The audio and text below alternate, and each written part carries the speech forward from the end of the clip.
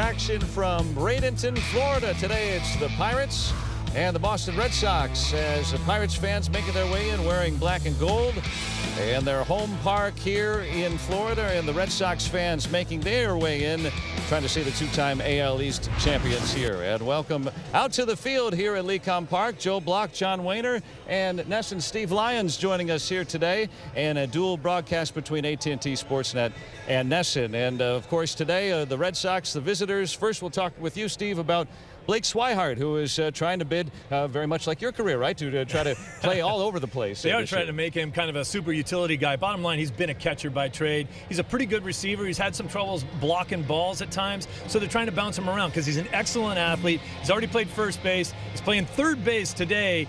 He played left field in yesterday's ball game, so they've got him everywhere out there, killing the ball. 7 doubles, 2 home runs, trying to find a way to make this club. He's out of options. And for the Pirates, really the talk of camp, he has been the last couple of years, is Tyler Glasnow rocking, looking at him getting the start today.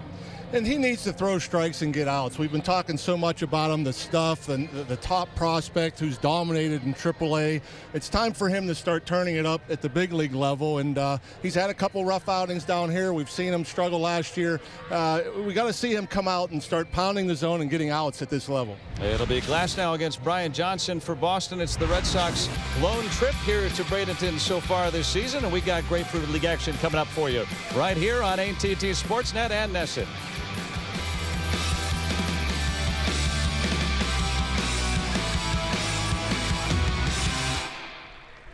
Stay on top.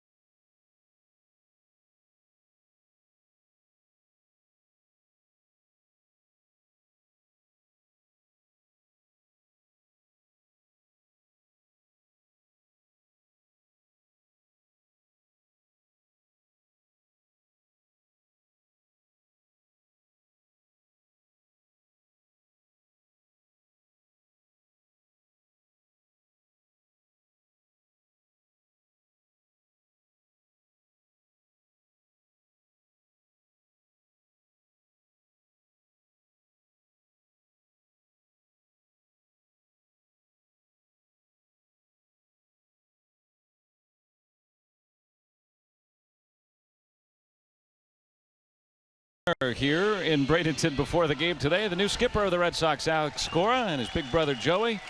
Pirates great Manny Sanguillen, part of the spring training coaching staff as well, all getting together, taking some photos before the game here today. And Tyler Glasnow will get the nod for the Buccos here today. Last start, Rock skipped because of illness that went through the Pirates clubhouse. He's healthy and out there and trying to show his wares here today.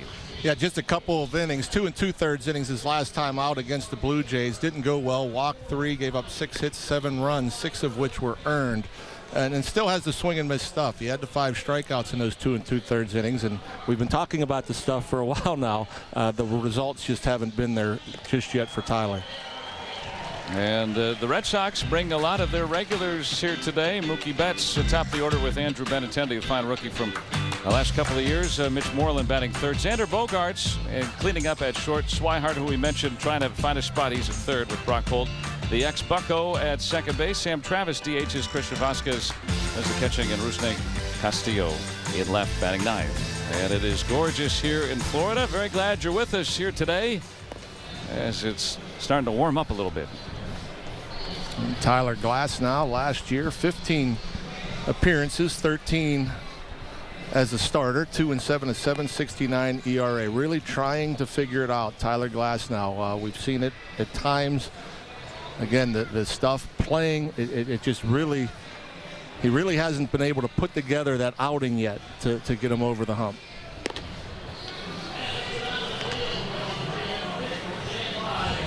And the defense behind Glasnow today, Colin Moran, a rookie, trying to be the starting third baseman for the Pirates this year. The ex-Red Sox Bryce Brent's in camp with Frazier and Polanco in the outfield, Mercer, Harrison, and Freese the rest of the infield. Jacob Stallings, who caught Glasnow quite a bit in the minor leagues.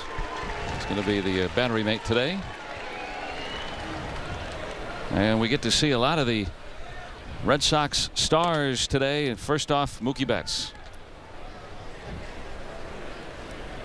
Mookie had a real cold start to spring training. Started off 0 for 16.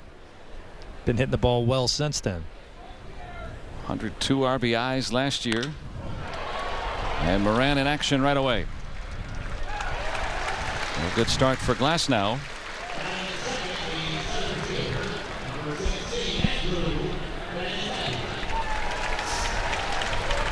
That's another thing when you look at Tyler Glasnow is allowing hitters to put the ball in play. There's been so many times we've seen him, with better command where he's throwing it in the zone, and you'd see, foul ball, ball, and where he gets into longer and deeper counts and gets the pitch count up and ends up with a walk because he's forced to throw so many strikes per at bat. Yeah, you would think with the velocity of his fastball and his breaking stuff to go with it, he'd have swing and miss stuff. And I think it has been that in the minor leagues. In AAA, absolute domination. It would just mow down everybody in front of him. And up here, obviously, the caliber of the hitter is much, much better.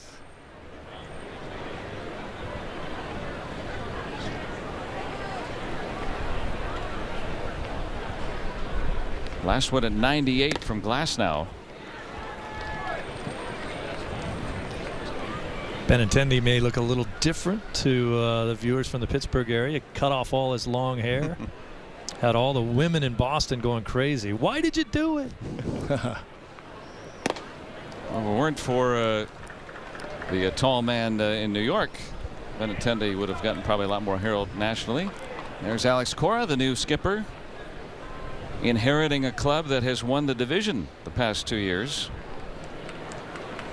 Nice to chat with him before the game today as well. One of pretty much everybody's favorite people in and around the game. Yeah, he's going to have no problems running the show here in Boston. He's just such an even-keeled guy, bilingual, which really helps him out, and with the Latin players on the team, and it was just a perfect fit.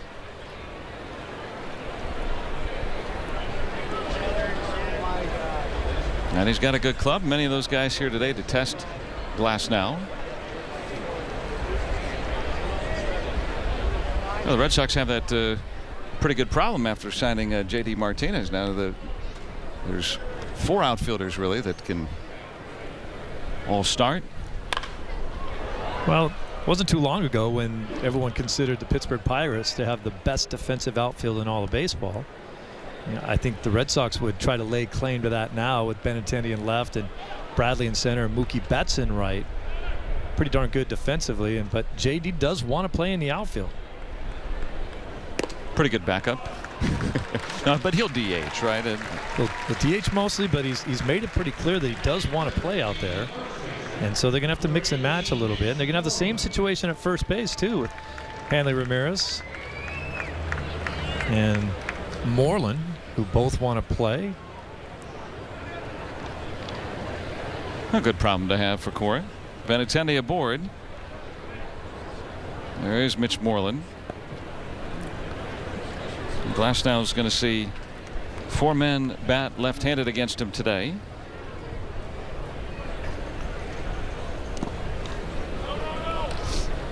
Moreland hit a home run in yesterday's ball game, his first of the spring.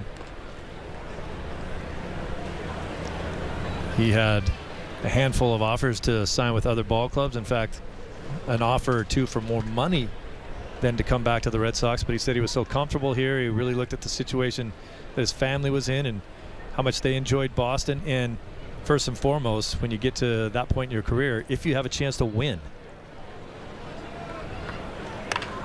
And bunting. That could be a double. Benintendi will take third with the pitcher covering. It is a bunt double for Mitch Moreland. Do you wonder, Steve, why more hitters don't do that? Well, because usually bunt hits don't get you on the highlight shows. That's why, I guess. And, you know, they should do that so much more. And what I wonder is, why do they even shift on Moreland? Moreland's an excellent off-field hitter, and he's been beating the shift a lot. There's the bunt, hit it hard enough to get down that line, and everybody keeps running. Especially late in the game when you're down 2 or 3 runs, when you need base runners and they're giving it to you. Now, I do understand certain hitters aren't capable. They feel like they don't know how to bunt or whatever the case may be. But you don't have to be fine. You don't have to be quick out of the box. All you got to do is put it in play, and you get base runners. You get potentially the tying run up there. You get it past the pitcher and you walk. That's it. To first base. But you're right. It's like you have to take what they give you sometimes. And as you said, late in games when you are getting beaten, need to get back into a ball game, you have to take it.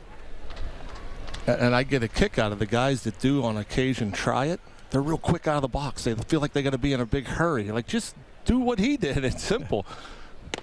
And that was perfect, by the way. Like you said, a little harder. And yeah. Squared around early, got the bat out in front. But you're right. I think the reason why guys don't do it is because they feel like they're not the type of player that's expected to bunt.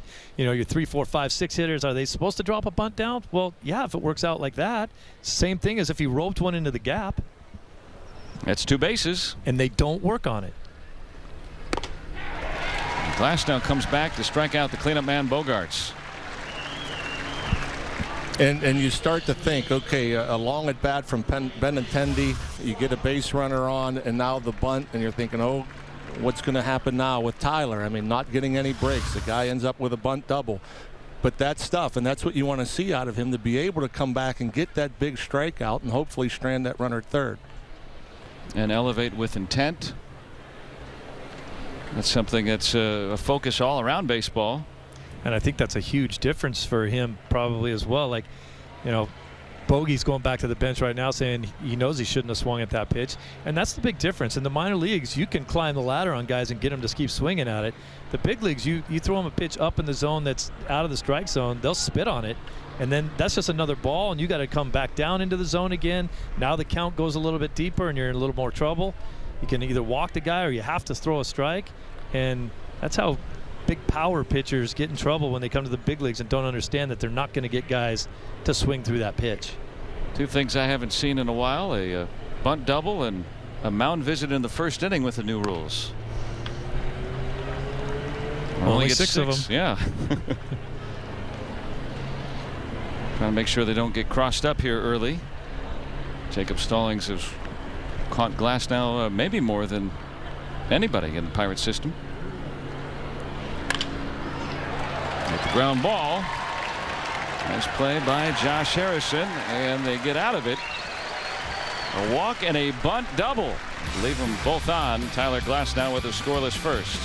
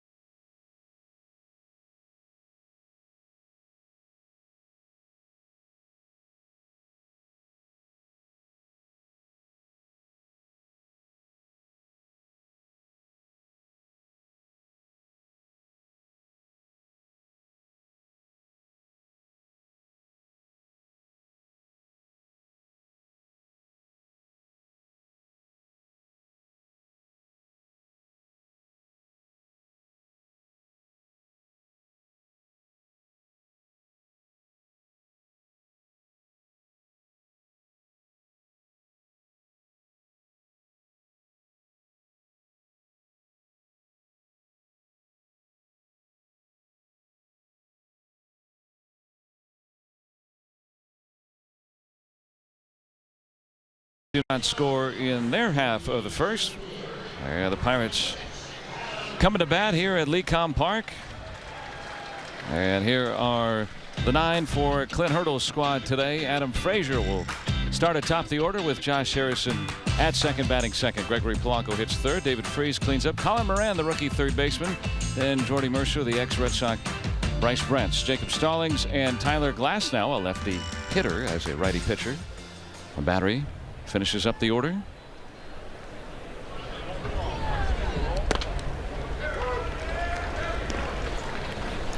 Brian Johnson making his 4th start of the season. He's pitched just 7 innings so far. We're trying to stretch him out today. Hopefully he'll get through 5. Look at his numbers from last year. This is a guy who's fighting to be the number 5 starter on this team. The Red Sox have Pomerantz and Eddie Rodriguez and also Stephen Wright questionable to start the season. All guys that are supposed to be in the rotation. Sometimes the depth is tested right away in this case.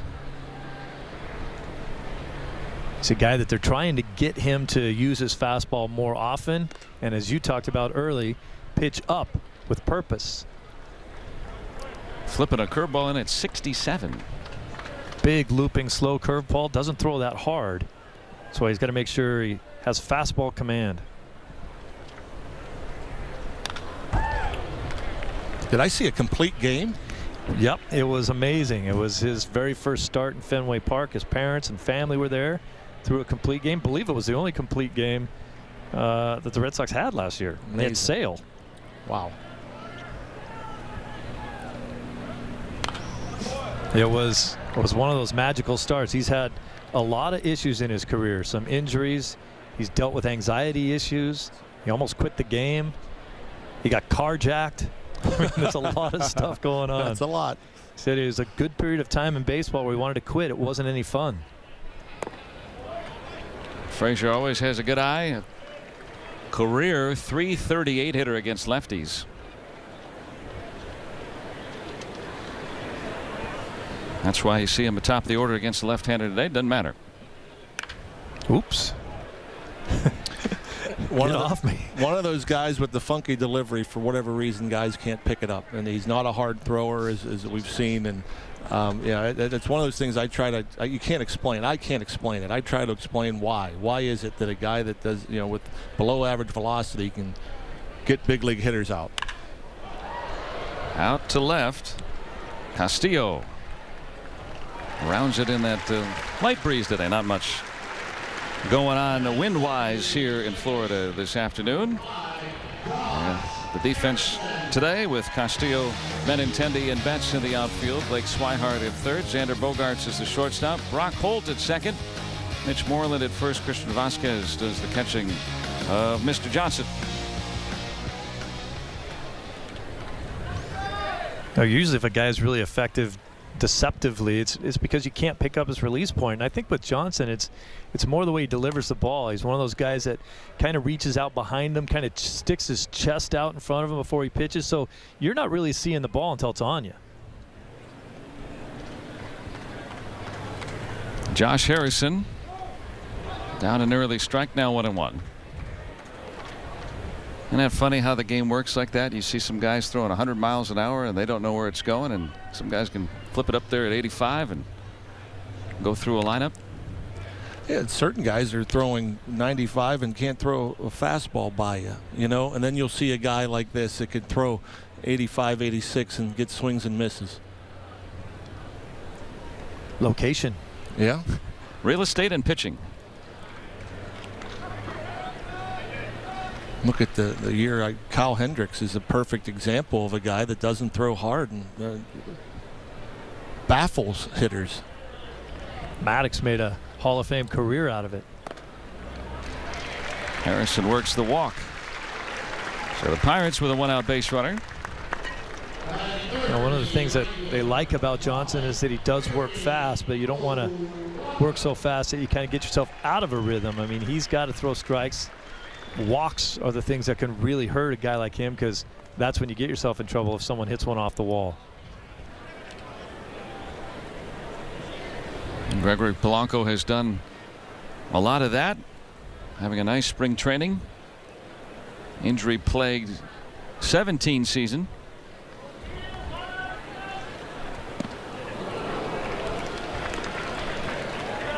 Trying to go for the downs. That looked like one of those swings where you get up there and you say, hey, just walk the guy. He's going to throw. He's throwing me a fastball first pitch. I'm hacking.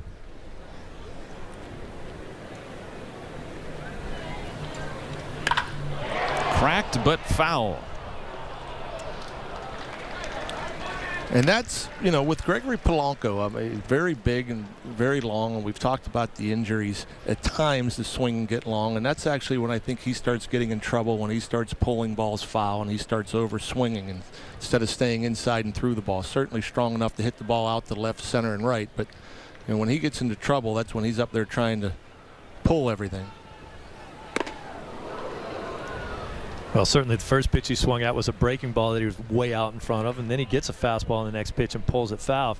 You know, believe me, I was guilty of that 100 of times when I played, but it's not a good thing to do. Bottom line is, you know, if you get your pitch to hit, you got to put it in play. You get that pitch right there down the middle. Why am I pulling it way foul? Just, I might not see another pitch like that again. Exactly. Now with 2 strikes on him.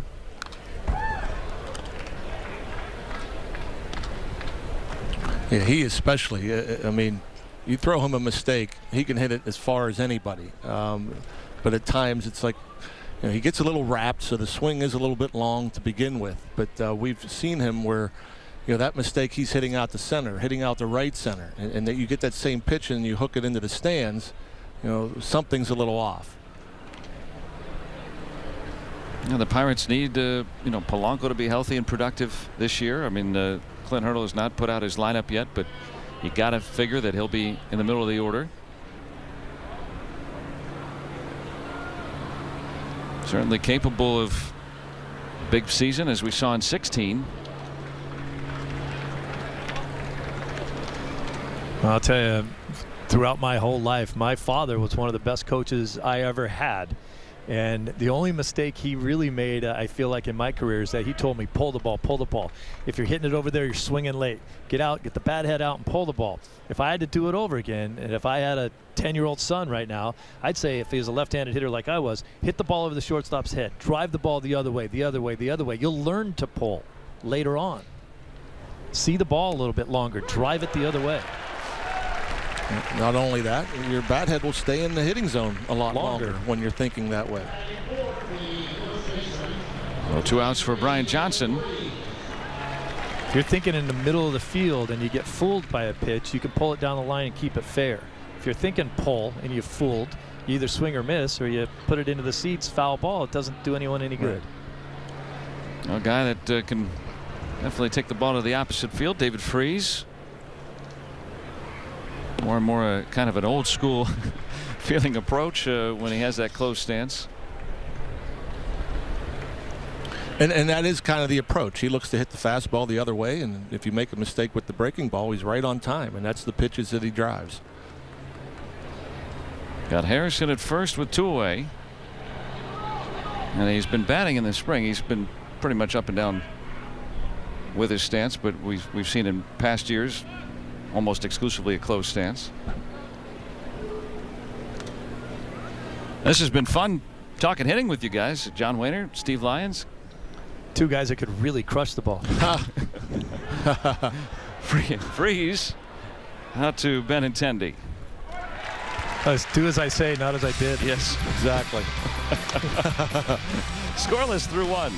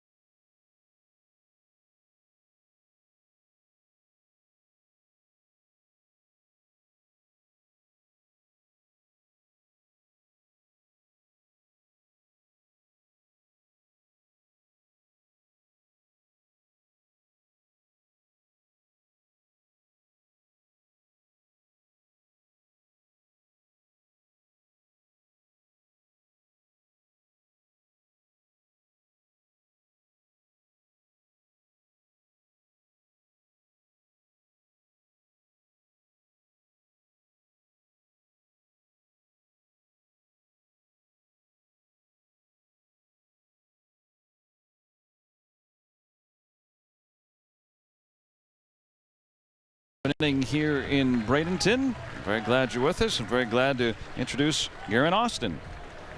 Hi, Joe. Well, Red Sox closer Craig Kimbrell returned to Boston to be with his infant daughter, who had 2 heart procedures. He's on his way back to Fort Myers. Red Sox manager Alex Cora said it is a great day for us, and he got chills when he was thinking about it. Lydia has made significant improvement, and Craig actually threw live BP in Boston, and he will throw live BP tomorrow. And guys, while he was away, the team wore Lydia Strong shirts to support him, and the entire team and the organization has been sending all their prayers, guys. Well, thanks, Garen. That's some good news for Craig Kimbrell and his family, and for the Red Sox family, I'm sure, too. Really tough situation. A couple different heart procedures that Lydia has gone through. They say she's well on her way to being completely healthy, and so they finally decided that it was time that Craig could come back. And he had been throwing up in Boston, so they say he's pretty much right on schedule. So anyone who thought they were going to miss Craig Kimbrell closing games for the Red Sox, think again.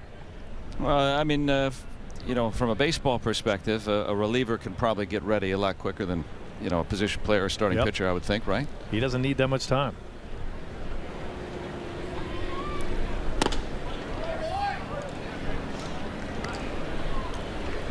Sam Travis is the DH. The Pirates have the pitcher bat today, part of the quirks in spring training. You can kind of make the rules up at least a little bit how you want.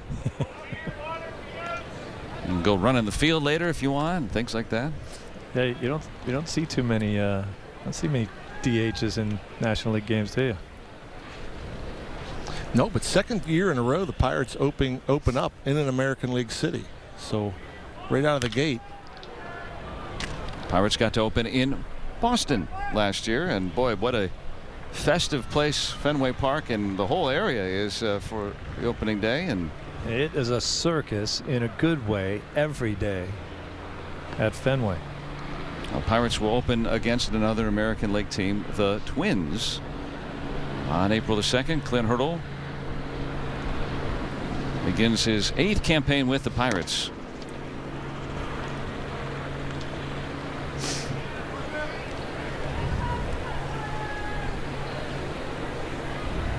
Signed to a 4-year contract extension at the end of last season, so first of those 4 here in 2018.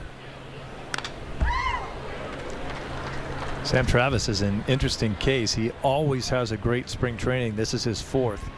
He's hit like 340 with 8 home runs in his spring training. He's got 4 home runs this spring, and yet at AAA Pawtucket last 2 seasons his career high has been 6 home runs. Wow. So it just hasn't translated to the regular season.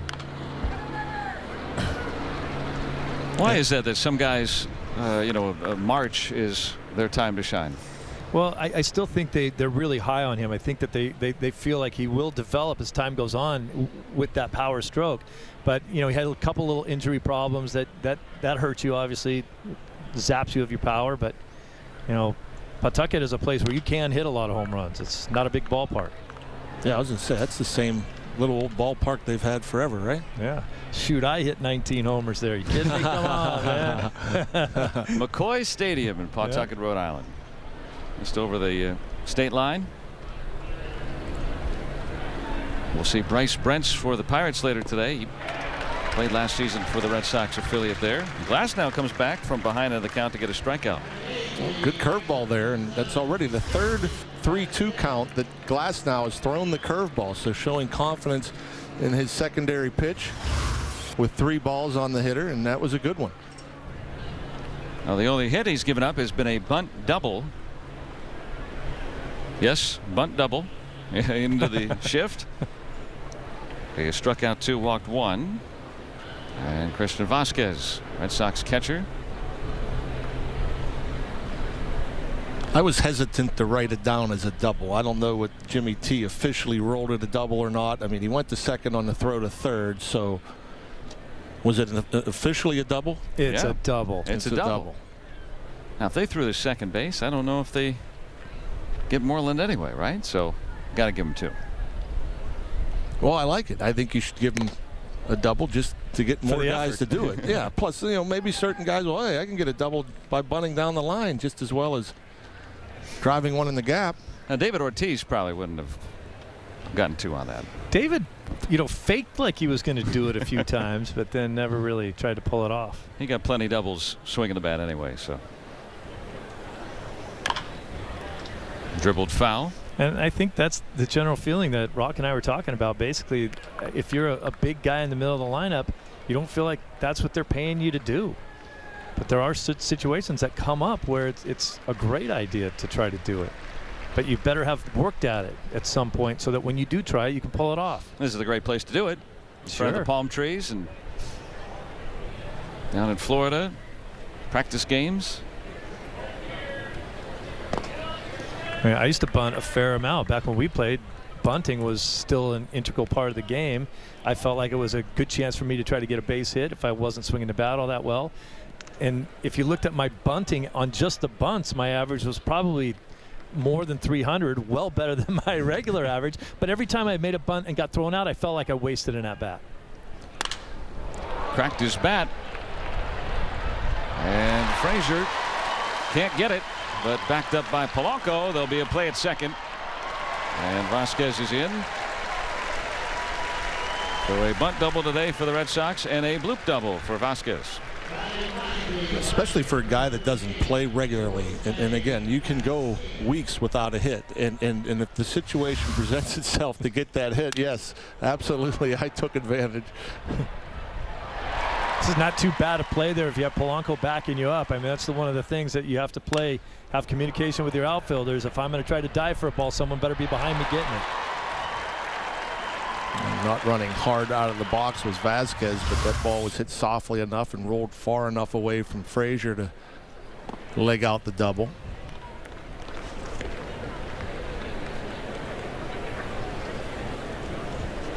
Polanco's going to be playing right field exclusively this year. He's often backed up in center, but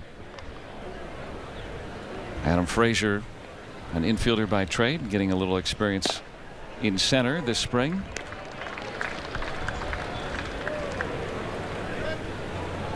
One of the guys that made a transition from the infield to the outfield better than anyone I think I've ever seen was Mookie Betts.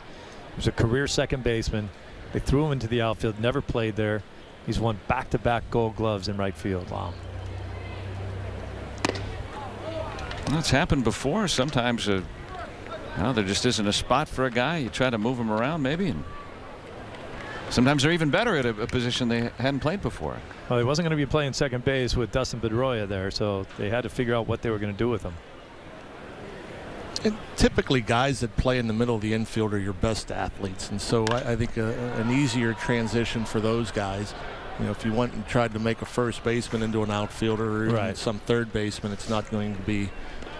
And he's such a gifted athlete and such a great kid. He's the only guy in the big leagues over the last 2 seasons that had scored 100 runs and driven in 100. Might be tough for him to drive in 100 this year because he will lead off.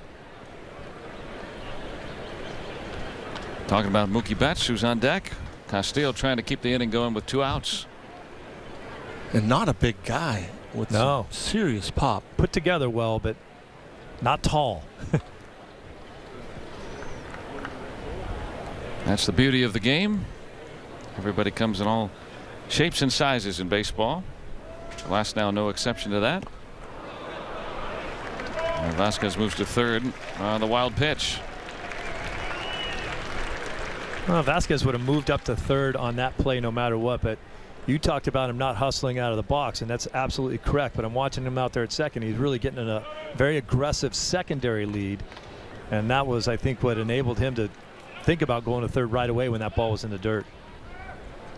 Also think that's important for guys that aren't as fast. I think a catcher, a lumbering first baseman, I think it's more important for them, especially on second base with 2 outs. You have to have better leads, better breaks, better reads to score than a fast guy. A fast guy can, get a horrible jump or take a horrible lead and still score on a base hit with 2 outs. But a slower guy, I think it's more important to be better on the bases.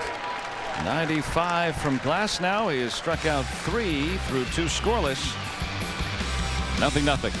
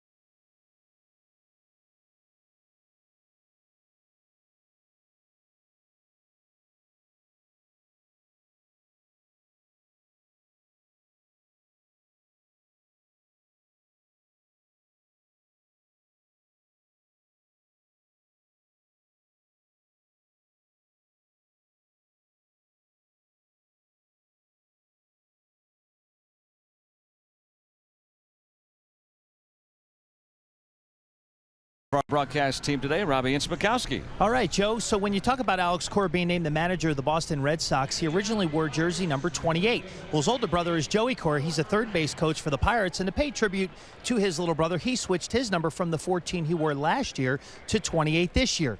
Sounds good, right? The only issue they ran into was this. J.D. Martinez signed with the Red Sox shortly after Alex was named manager.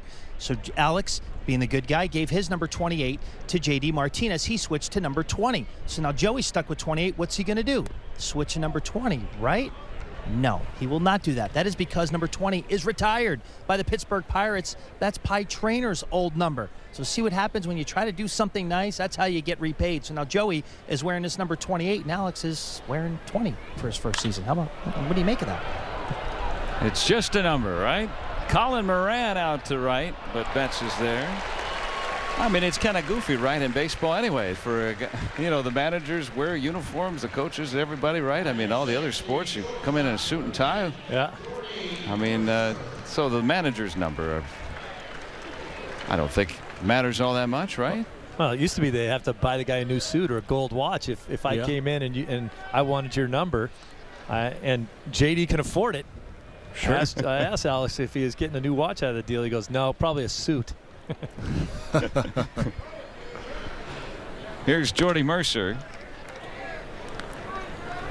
I guess the days of Connie Mack are long since gone. The old Philadelphia A's manager who wore a suit for years and years and years. They don't allow that anymore. Some players don't get to choose. You got that right.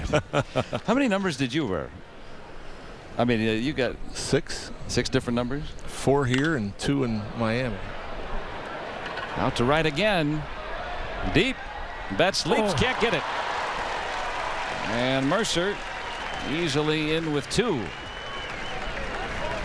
Well, you don't see a play like that very often with Mookie Betts in right field with 2 gold gloves. I'm not saying that was an easy play, but I think this is a play that he would make normally. I don't feel like he got all the way back to the wall. He should have got to the wall first, set himself up, and then jump. Look, he's jumping, and the ball's coming down behind him. He's 5 feet from the wall when he jumped. If he took another step, he wouldn't have had to jump as high to catch that ball, and he would have made the play. Get to the wall, Mookie. Keep going. He's drifting right now, and he didn't get all the way back. If he gets to the wall, he doesn't have to jump. Looked like it hit the R in Bradenton, or Sarasota, rather. There's no R in Bradenton, of course. Well, there is right behind the B. Yeah. But, you're right. I'm really bad at spelling. That's why you were majored in math, right? And seeing. But it hit the R in Sarasota. And, you're right. If he's at the wall, just reach up and make the catch. Goes as a double. And, maybe the only caveat to that is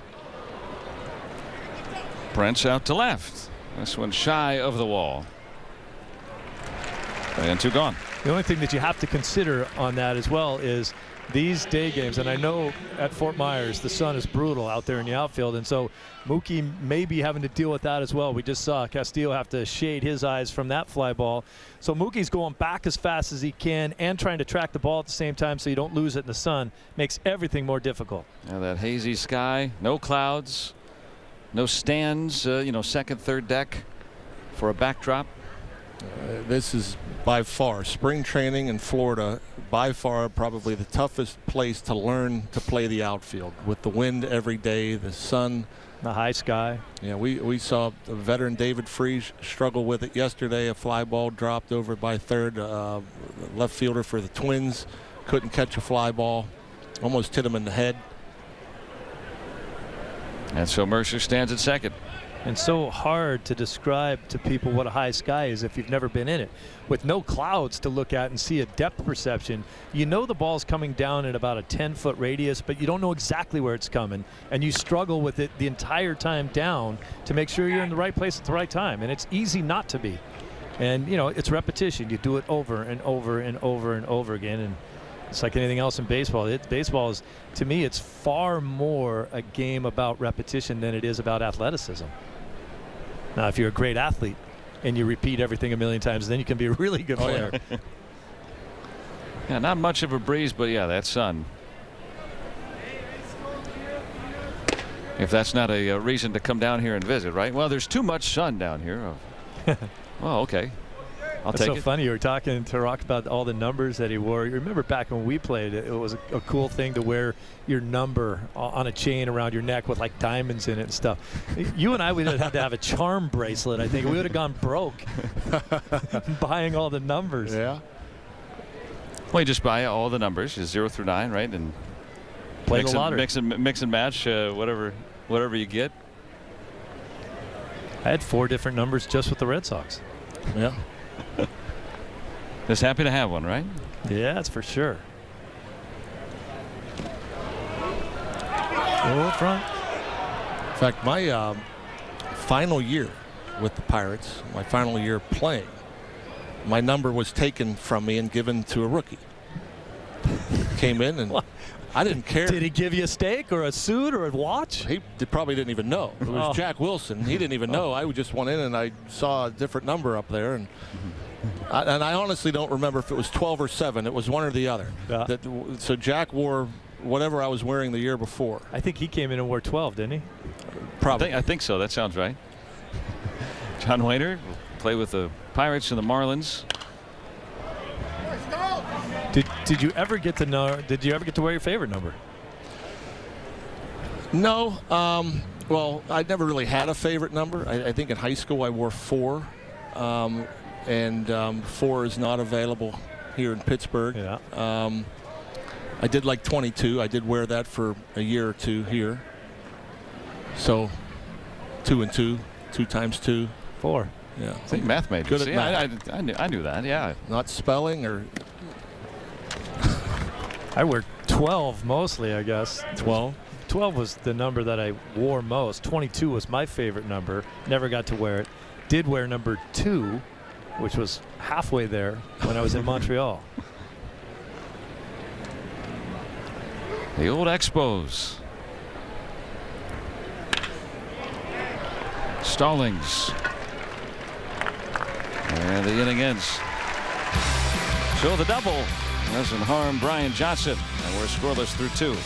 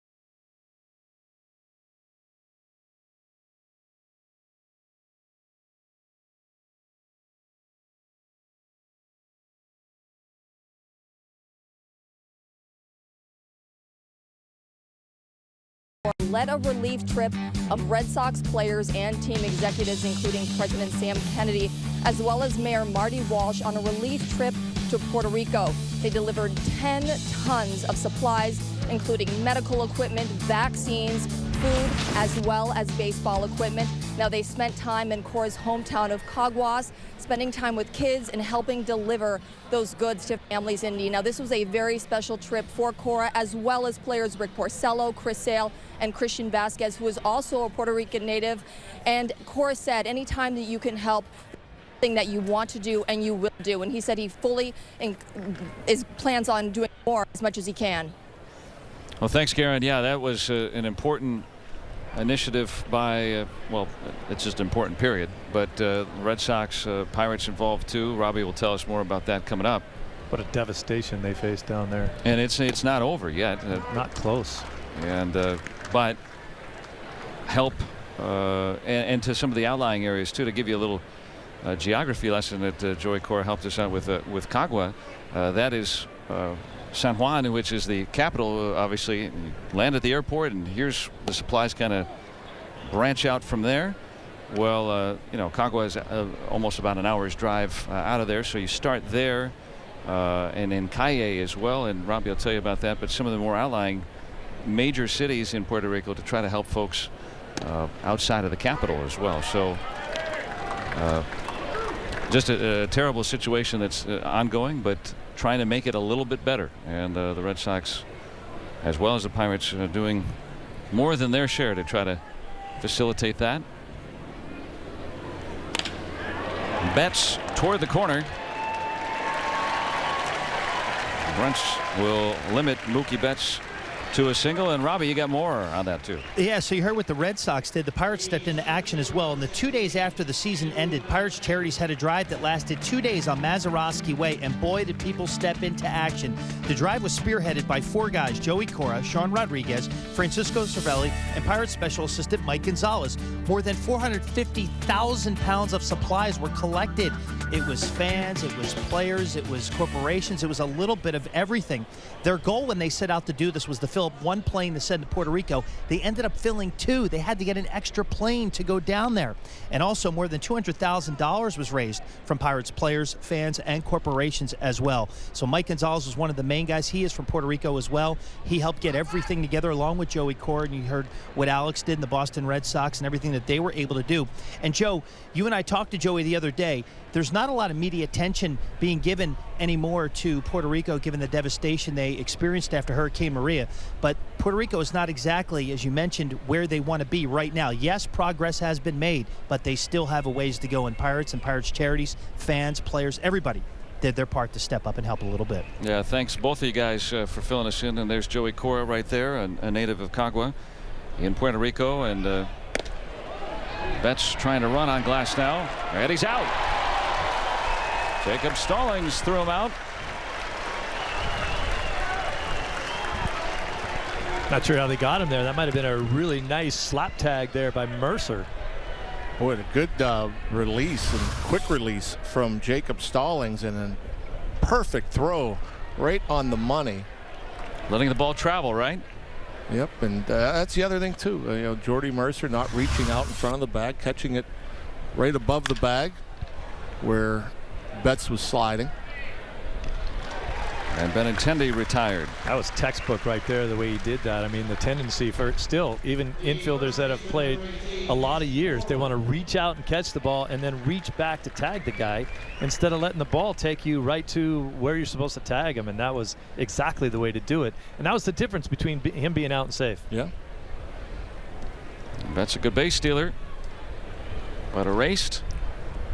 Also encouraging to see with Tyler Glasnow on the mound. That's another thing that was talked about before he came to the big leagues, that he didn't hold runners well. Teams with speed would take advantage and steal bases on him, and so encouraging to see him get the ball to his catcher to give him a chance to throw the guy out. Glasnow, 6'7", sometimes it's tough to unwind to get it there. A different defense for Moreland this time after his bunt double. They had no one on the left side of things. Well, now after 2 pitches, Moran moves. Will he try it again? Oh, with 2 outs, who cares? I mean, you'll give it to him with 2 outs. I mean, I think, you know, as a slugger, a guy with power like Moreland, you're looking for a double here. You're not expecting a double when you bunt down the line, but leading off an inning, especially like we talked about earlier, when you're down a couple of runs, you need base runners. Yeah, I had an interesting conversation with Adrian Gonzalez one time about his philosophy when he goes to the plate. He says, when I have guys on base, I never try to hit the ball out of the park. I only do that when there's no one on base. Yeah. Glasnow with 3 scoreless, and the game still 0-0.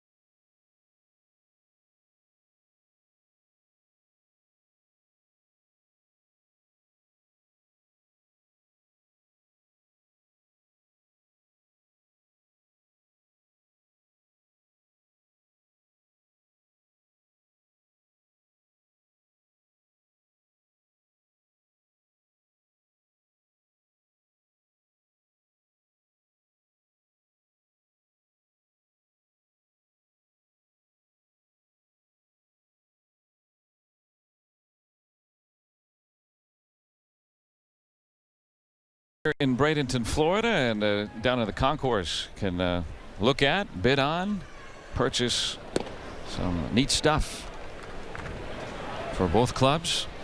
Always have that down here. Oh, yes. We saw his grandson play in Sarasota the other day. Hall of Famer Jim Bryce. And a lefty swinging right-handed pitcher standing in the box at 6'8".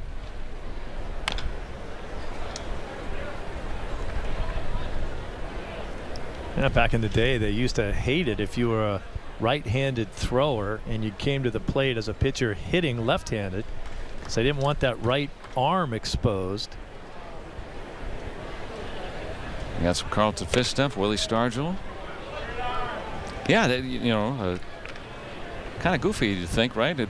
Why would you bat left-handed if you throw right-handed? But I guess, you know, regular hitters do that. Why wouldn't a pitcher do that? Yeah, I did. Yeah. Looks like he looks like he could swing it a little bit. Yeah. He had a game last year at the plate where got on base 3 times, drove in 3 runs. That's a little beverage area here. And this is a ballpark that has stood here on these grounds for 95 years, but they have since upgraded it many times. The Pirates have commemorating their 50th consecutive season training here in Bradenton. Frazier doing his Mitch Moreland impression. He's a little bit more likely to bunt. Have to bunt it out there a little bit farther than he did that one with Vasquez's arm back there. He's going to gun you down. Yeah, just got on top of it too much. Just died right there in the dirt. What's your thoughts on the DH? Yeah, I used to work primarily in the National League. I don't like the fact that the DH makes games a lot longer because you have to face that extra hitter. But it is painful for me to watch pitchers come up and hit because they're so inept.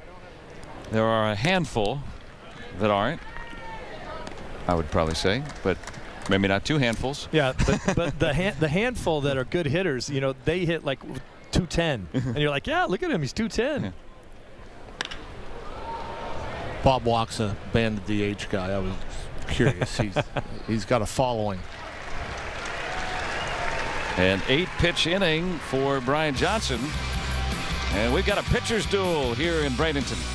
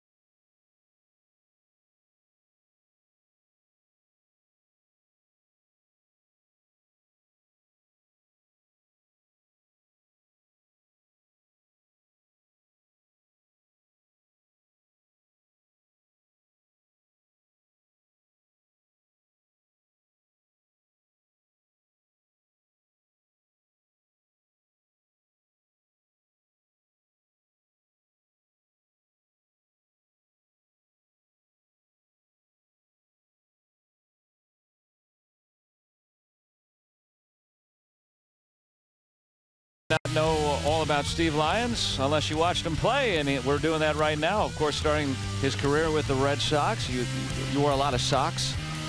Had to change my socks every once in a while. That's right. Played all over. Oh, just crushing the ball at Fenway. Look at that. Steve Lyons in Boston, and your rookie year, you played in the first game that I went to as a fan. So, is that right? Yeah. So I remember you playing the outfield. I can't remember which position, but I remember Steve Lyons played in that game. So now we're only a few years apart, so I'm not trying to. But I thought that was neat that you were with the Red Sox. You're saying when I was playing center field, you showed up as a 3-year-old to watch a game? No, I was much older than that. Yeah, yeah. Red Sox won that day too.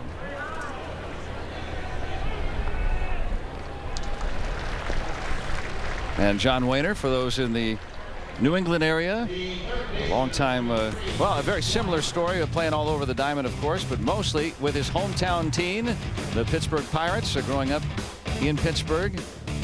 Known for his glove. What's 99 in a row without an error at third base? Record. Oh, wait a minute. Watch out. The last home run at Three Rivers. And known for being very good at words with friends. So these are some of the. No, that didn't show up in the bio. No, you're very good at words with friends. We have some battles. Entertain you is all. And let you pad your stats. He had a 12-letter word a couple weeks ago. I don't even know how you do that with Seth. We're talking about Blake Swihart, and we just showed a couple of guys that made careers playing all over the diamond. Well, he's going to try to extend that too. Yeah, that's what they're trying to do with Swihart, make him kind of a super utility guy. We have Brock Holt on the Red Sox, who's done that for a few seasons, even became an all-star pretty much, bouncing around and playing. Of course, Brock had so many health issues last year with vertigo and concussions. Now there's Brock Holt, one-time Pirate. Yeah, that's right. Brock Holt's the sole flow bro left, after Ben and Teddy cut his hair all off. Brock's the only guy left with the long locks. Not that long. Yeah, he kind of looks like the Dutch boy paint guy, on the paint can. Good call. Glasnow going upstairs to strike out Swihart. Actually, if you take a really good look at Brock Holt when he doesn't have his sunglasses on and his longer hair, he looks a little bit like Matt Damon. There's that high fastball that we talked about. Almost appears to rise. And again, when you have that velocity and the ball's just jumping out of the hand like it is today for Glasnow as hitters, you start the swing a little bit earlier and you're more likely to chase. Now this is the best that we've ever seen Tyler Glasnow here today. Now, of course, we did not see him in his magnificence at the AAA level, but even in the spring, he's been better those first couple of starts, but today has topped that quite a bit. Even trying the changeup. Well, this guy just doesn't look like he's any fun to face. I mean, you see a lot of elbows and knees coming at you before he delivers the ball. He's 6'7", so he's got a huge stride. He lets go of the ball and then can shake your hand. And as you said, John, you got to get it going. And so you're going to get to see a lot more check swings against him because guys are saying, I got to gear up for that fastball. And then if they see a little wrinkle in it and they can't slow down and these days your check swing, all you have to do is take the bat off your shoulder. Especially down here. We've been kind of making fun of a couple of guys this year, umpire-wise. I mean, it's like, man, they want to get out of here. Yeah. You could tell just about any time you move that bat, it's a swing. He's walked one today. That was back in the first. And they struck out 5 Red Sox. That's what Brock Holt does. I mean, he's got the best eye on the ball club. He approaches his at-bats. He's one of those guys that looks to hit the ball the other way. He's not afraid to take 2 pitches, not afraid to hit with 2 strikes. And again, a shorter swing. And when you have a shorter swing, you're afforded more time to see the ball travel. So Holt in that hair. On at first for Sam Travis. Strikeout victim his first time. Glasnow at 61 pitches.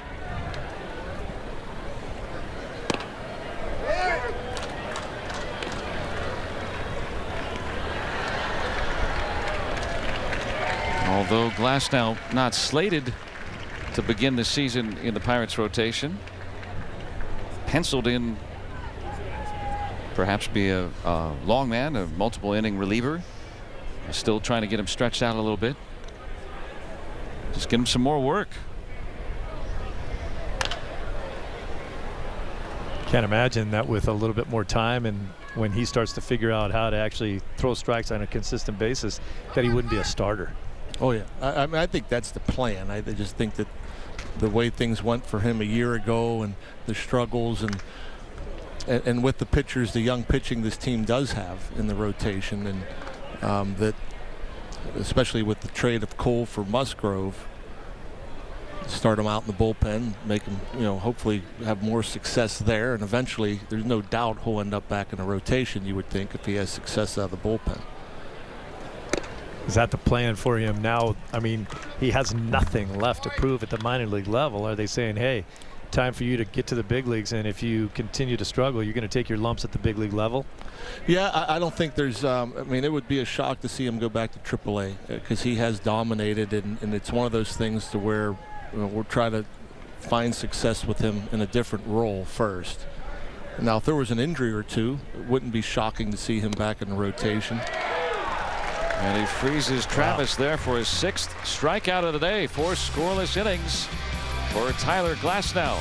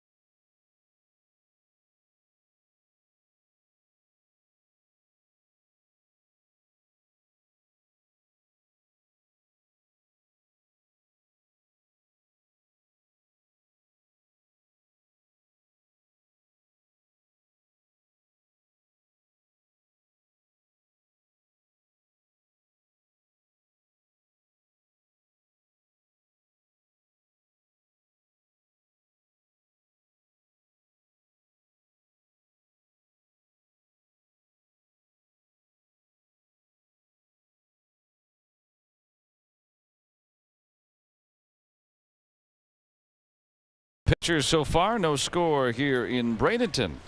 And Red Sox fans, Jerry Remy returning to the broadcast booth Thursday at 1 p.m. when the Red Sox will visit the Baltimore Orioles. Jerry's been in Florida watching the team for a few weeks now. Excited to be back on the air doing the job that he loves. And the game airs on Boston 25 in the Boston DMA and on NESN elsewhere. So good to have Jerry Remy back.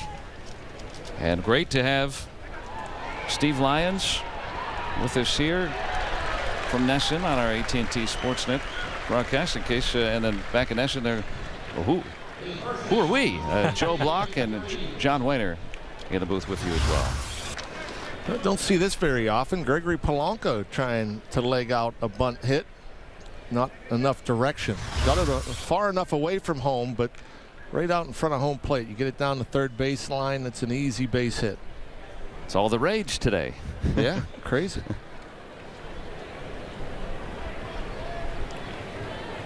Well, I got to try to find a way to get on, right? Just don't do it against Kurt Schilling late in the game. He didn't like that. I want to try to. Was he perfect or a no-hitter? I can't remember when somebody bunted against him to try to get on and break it up late. Ben Davis for some reason. Ben Davis. Ben Davis. Ben Davis didn't work out too well. Yep. He was with Arizona at the time. Brian Johnson has twirled 3 1/3 scoreless. He's given up just 1 hit. That was the double. By the way, I have no problem with that. If it's a tie, if it's 0-0, I don't care if the guy has a no-hitter or not. I want him to win. I'm trying to win. I think it was a 2-0 game, I think, at that point. So, I mean, it was a tight game. No doubt. Even more reason to bunt. You're down 2. You need a base runner. Kick save. Hit him in the head. Oh. Shades of Andy Moog. That was pretty funny because he turned every which way. If the ball was on the ground, he should have been able to find it. He had no idea. It was just hovering above his head. I did. I thought it was going to come down and hit him in the head. It was right above him. Hopefully he's okay. I think it caught the back of a cleat. Ran right up his leg and straight up in the air.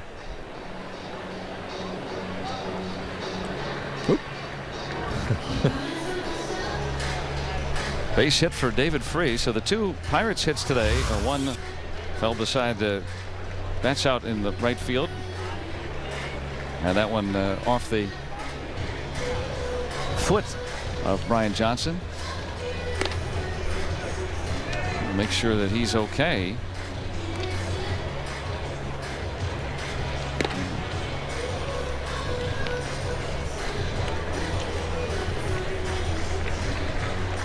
Dana Levangie out there to make sure that his pitcher's fine. Alex Cora out there as well. Everybody went up to go see if he's okay. The trainers, interpreters. And no visit to the mound, by the way. Injury. Right. Exempt from the new rules capping mound visits. Colin Moran. Dana Levangie is an interesting story for the Red Sox. Been a lifelong organizational guy. Played in the minor leagues as a catcher. He's done everything in the organization. He's been a bullpen catcher, bullpen coach. Now he's the pitching coach. Very unusual. The pitchers love him. They love working with him. He's a smart guy. Moran out to right, but that's right there. When you think about it, the only other pitching coach in the big leagues that I know of who wasn't a pitcher was Dave Duncan. Very briefly, Jim Leland, when he went to Colorado, he took Milt May as his pitching coach. Oh, Milt May. Is Milt that why May. it was very briefly? Yeah, it was a shock at the time. I mean, Milt May was Jim Leland's hitting coach for a long time, and I think is when Jim Leland went to Colorado, they had a hitting coach. Yeah. Clint Hurdle. Right. And obviously the Blake Street Bombers and, you know, the great offensive team they had out there then. I don't think Jim Leland wanted to mess with that success. So Milt May became a pitching coach. I think Milt still lives around here, doesn't he? Yeah, right down the street. Still coaching. Helps out in the minor leagues with the Baltimore Orioles, which is just, what, 10 or 15 miles down the road.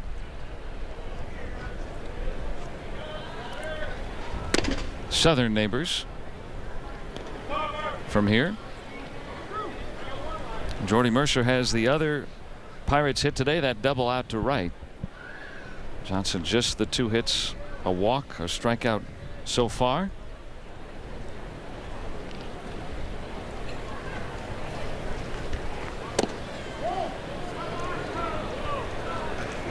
That is pretty remarkable, though. I mean, especially in this day and age where everything's analyzed and overanalyzed in the video, to have a catcher as a pitching coach, that's... And I think if you're not going to have a pitcher do it, your catcher's your next best bet. He's the one that's watched the pitchers his entire career. He sits back there. He's the only one that sees everything the guy does. And he's worked with most of the guys on this staff for so long that they just have a healthy respect for him, and they like what he does and the things that he has to say. And so, you know, for the most part, it's kind of a veteran pitching staff. Under first-year manager Alex Cora. This is where Brian Johnson needs to get himself a ground ball. And Cora saying that he wanted Johnson to go 5 today. Yep. Throwing a few more pitches in this inning than he had, but seems like he'll have enough. If he gets through in a couple pitches here, you're looking at 4 innings, 55, 56 pitches. Not too bad. Softly hit out to Benintendi. So no harm, no foul on the hit off his foot. And we're scoreless through 4.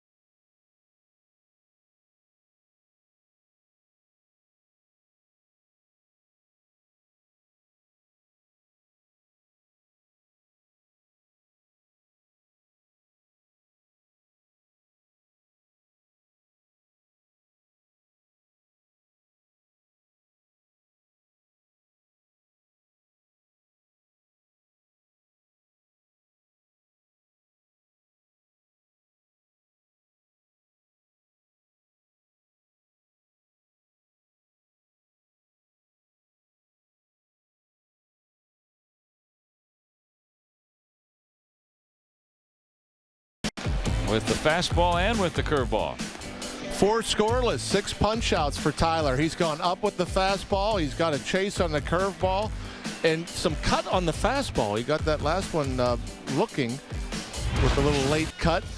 Looking good through 4. Tyler Glasnow. In and around the zone as well. And one of those 3 hits, he's given up a bunt double.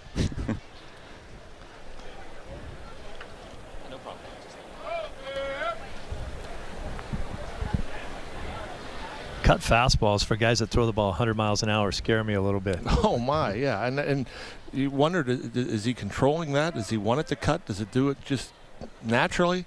That one definitely worked out because it nipped the inside part of the plate. But you know, after Mo Rivera started throwing that cutter, everyone wanted to copy that thing. Unfortunately, no one could throw it like he does. And if you better have a good cutter if you're going to throw it, because if you don't, all you're really doing is taking about 4 miles an hour off your fastball, and it's going to get hammered.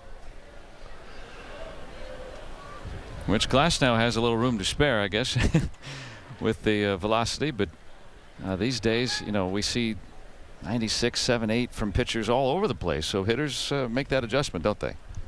Yeah, that's why I think probably the pitch that's in vogue these days is a big overhand curveball coming back into style again, because guys haven't been seeing it forever.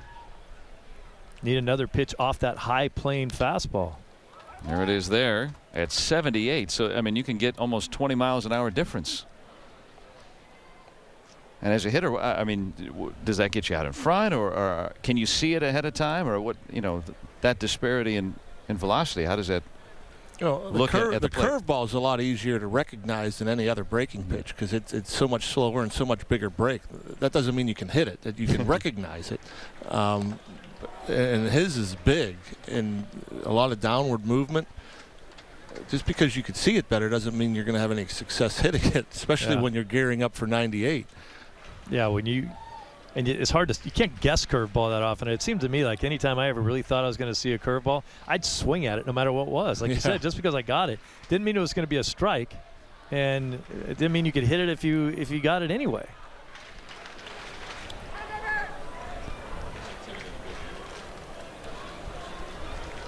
That cut fastball you talked about with Rivera, now I never faced him, but to me, no one will ever replicate it, and by far the most dominant pitch coming out of his hand than any pitch I can ever think of. And you knew what you were going to get. Yes. That's all he threw. Amazing. Vasquez deep out to left center. And just shy of the track, Frazier hauls it in. That sounded good off the bat.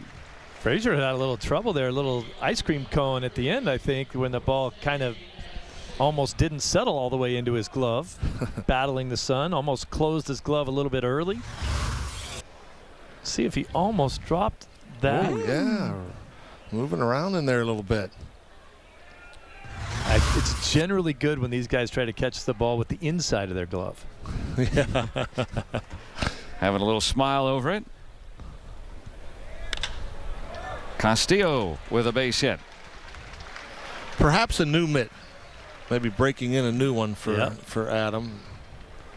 Castillo's such an interesting story for the Red Sox. He's really got nowhere to go. He's being paid a huge salary. He's been taken off the roster at the major league level. He really can't come back onto the roster because of luxury tax reasons. I believe he's scheduled to make nearly $11 million this year, and he'll be in Pawtucket. He'll be the king of Pawtucket. I guess so. An insurance policy. It's a situation for him when he signed here. He just was a tremendous physical specimen. They talked to him about him being a five-tool type player. Never really translated to the big league level, and he really didn't have good fundamental instincts as a baseball player, and he's been spending the last 3 years learning how to play the game. And he came right to the big leagues after signing, huh? His first stop? Yep. He was supposed to be the center fielder. He'll turn 31 in July.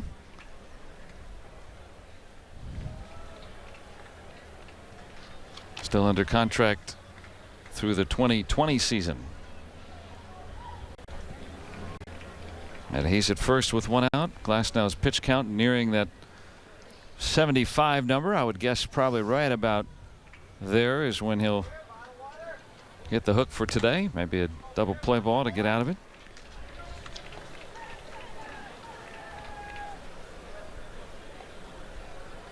Clint Hurdle going to get some activity here. A little later in the spring. Don't have to get up and down as much. Starters go a little deeper. Well, Hurdle's got to be real happy with what he's seeing out right now at a Glasnow. Well, this is the best we've seen him. No doubt. He was been very sharp today. Comes back with his strike.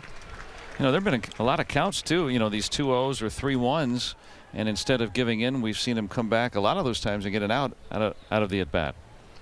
Another fastball. You could see some late cut. The readings you're seeing on TV are a little different than what we're seeing here. Like that one, it said 90 miles per hour on their scoreboard here. It said 95. So there has been a difference in terms of that. So if you folks are familiar with Glasnow and seeing 90, 91, 92, he's been throwing much harder than that. Mid and in touching the upper 90s today. He looks like he throws it hard. You know, some guys just have that look. Maximum effort guys. And like you said earlier, the uncomfortable with bats, we haven't seen too many good swings against him. Yeah, he's given up some hits and he's walked a couple, but yeah, nobody looks comfortable. 14 steals at Pawtucket last year for Castillo. Not going. This one cracked down the line. And Brents can't get it. And Castillo being waved home. And he's going to score. Betts is out. Give him a double and an RBI, and the Red Sox score first. And so then the next thing you wonder about with Tyler Glasnow, okay, a guy like Mookie Betts, a great hitter, as Steve mentioned, 100 RBI seasons, a third time through the lineup for Tyler Glasnow. A fastball that he gets too much plate, hits it extremely hard, a little breeze blowing in, perhaps keeping it in. Looked like Brents had a shot. When it had a shot at home, if Brents would have went hard after that ball, after it came off the left field wall, end up getting the out there at second because it looked like David Freese blocked Betts off the bag. That was great heads-up play by Freese covering second base there. Glasnow done after 4 2/3. Red Sox score first here in the 5th.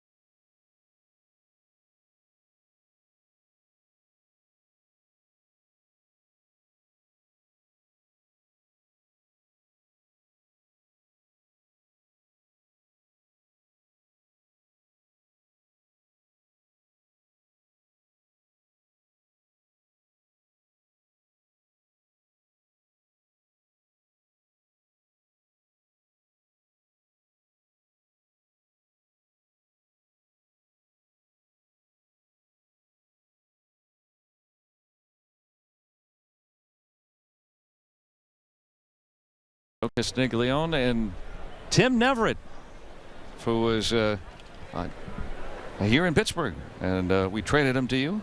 Yeah, my predecessor here in Pittsburgh. So the Red Sox radio duo. Are you the voice to be named later, or you're just a one-day thing here? Yeah. You're on loan, right?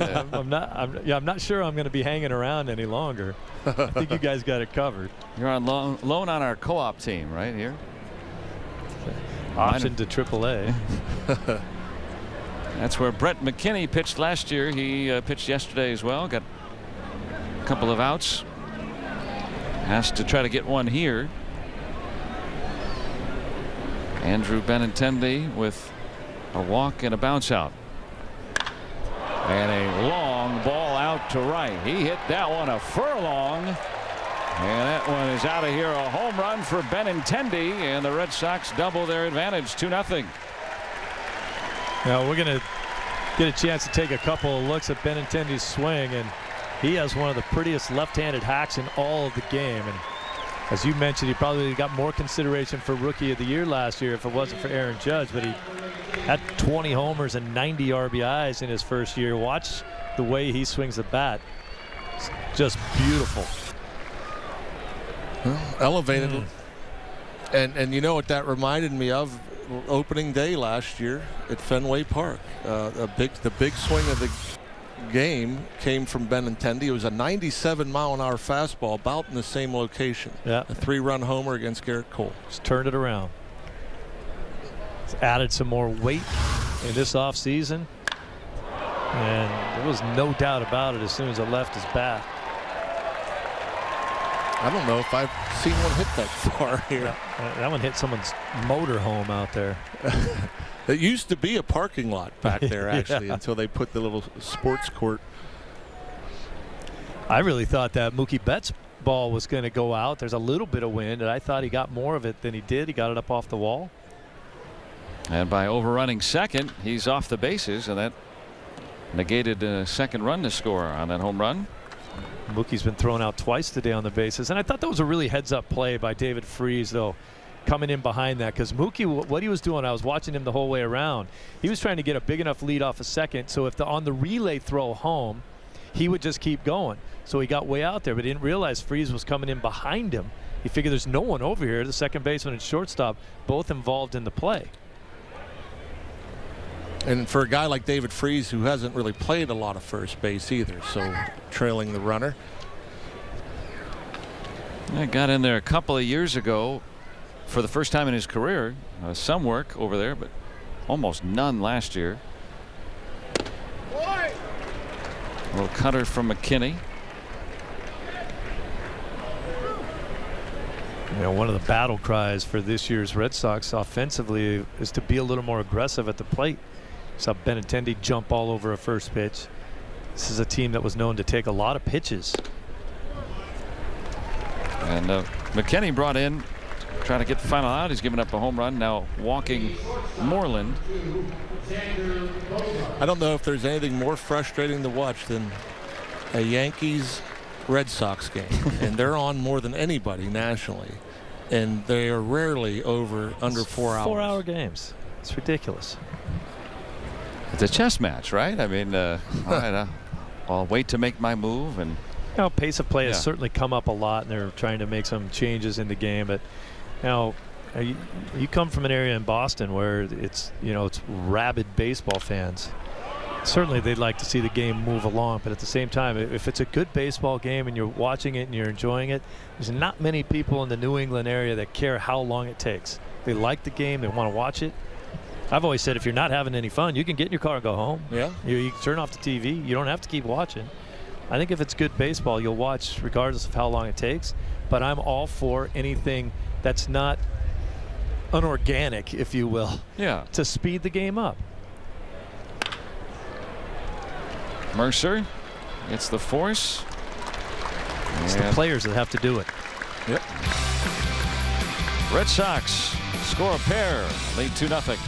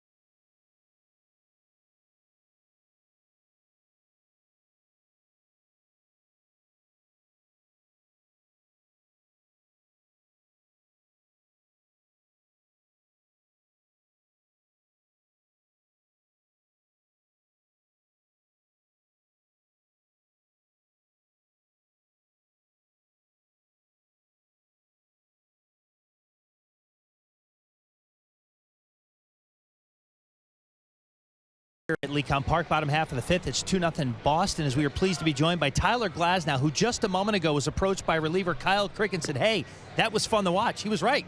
That was fun to watch. What made it fun to watch for us, and what went good for you? Just going out there, just trying to go out and compete, not thinking too much. It's been a while since I threw last, so just wanted to go out there and treat it like a real game, and it worked out.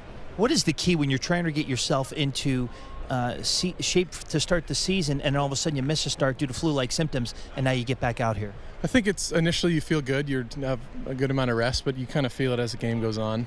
But yeah, there's nothing really you can do about it, so just go out and pitch. This question is going to seem pretty simple. I'm not going to ask you about mechanics, this and that. We've seen your minor league numbers. How much you just go out and just throw the ball? Yeah, I mean, that's part of it, but there's definitely, you need to have a better game plan here and know the lineup you're facing, and I think especially this start, we kind of went in, established a plan, and followed it really well, so I think that's what helped me out. So what's encouraging to you about this? You're able to execute the way you wanted to? Yeah, sometimes no, sometimes yes. I just got some big pitches when I needed it, and it worked out. How do you describe this process, this journey that you've been on the last couple of years after making your big league debut and having your ups and having your downs? Honest, frustrating. Say I got sent down, had a lot of success at the lower levels, and then came back up and was trying to figure some stuff out. But this spring for me, I've been feeling really good working with Ray and Mess and everyone, Yuki, all those guys. I'm looking forward to season. You know, you mentioned Mess. He's talking about Justin Message, who is going to be working as the assistant pitching coach for the Pittsburgh Pirates this year. I want to say it's 3 or 4 levels now that you've worked with him. What kind of benefit do you see to having him in the big leagues this year with you? I think just familiar eyes. I mean, he was always good when he was my coach with kind of in-game adjustments, and this is what you're doing, this is what you're not doing. So, I mean, I think he just understands my mechanics and me as a person, and I'm talking to Ray, getting to know him more. Obviously, I've been with him for a while now, so I think we're just all bouncing ideas off each other, and it's kind of just flowing nice now. So 2 of the many thousands of fans here in attendance are Greg and Donna Glasnow, Tyler's parents, who came in from California to spend a little bit of time with you, and they got to watch you pitch today. How much fun is it to have that kind of outing with them watching? It's good. They're used to maybe not so many good outings when they came to see me in the big league, so that was nice. I'm just glad to have them out. It's always good to put things in perspective, and I've had my uncle here too, so it's nice having some family around. Tyler, hey, thanks for stopping by. Thank you. Appreciate it. All right, Joe, Rock, and Steve, how about that? Tyler Glasnow, fantastic afternoon for him.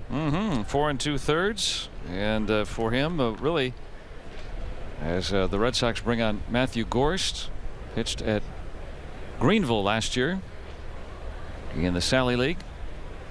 But for Glasnow, a big step forward today, even if he does not begin the year in the rotation, which right now you wouldn't think so, but you know, being able to get through a very representative lineup for Boston today.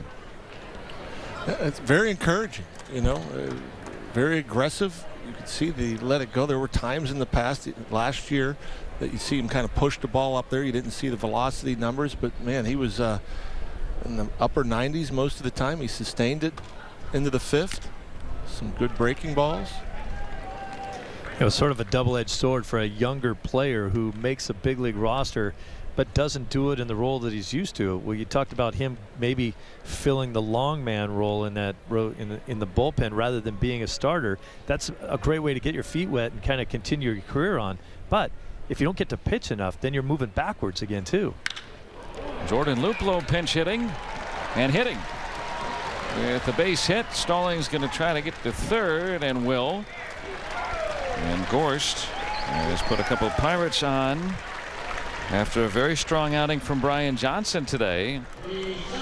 Don't have to go 5 innings in spring training to earn a win. Right now he's in that position after his 4 scoreless today. And Jordan Luplow continues to swing the bat well. Fastball up around the neck, turns it around. So get that top hand through that high fastball. Ask Luplow where he likes to play. He's started off at third base. He's moved to the outfield. He says, I like to hit. I don't care where they put me in the field. I just want to get up as many times as I can.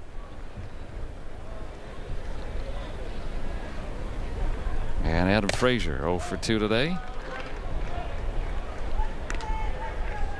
Johnson today 4 scoreless, 2 hits. 1 was off his foot. The other one fell behind, bats out and right. kind of outing that Alex Cora was looking for today.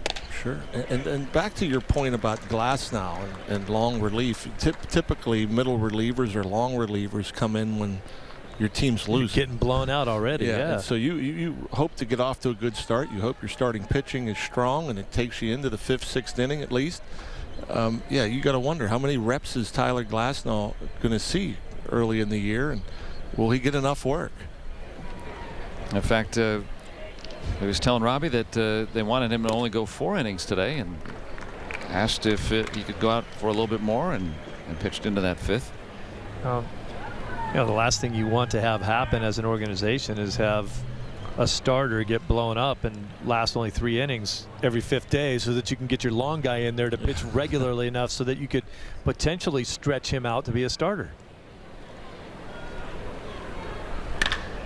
Frazier lines it out to center, and Benintendi trying to make it look like he would catch that ball, but Stallings able to score anyway, and the Pirates score their first run.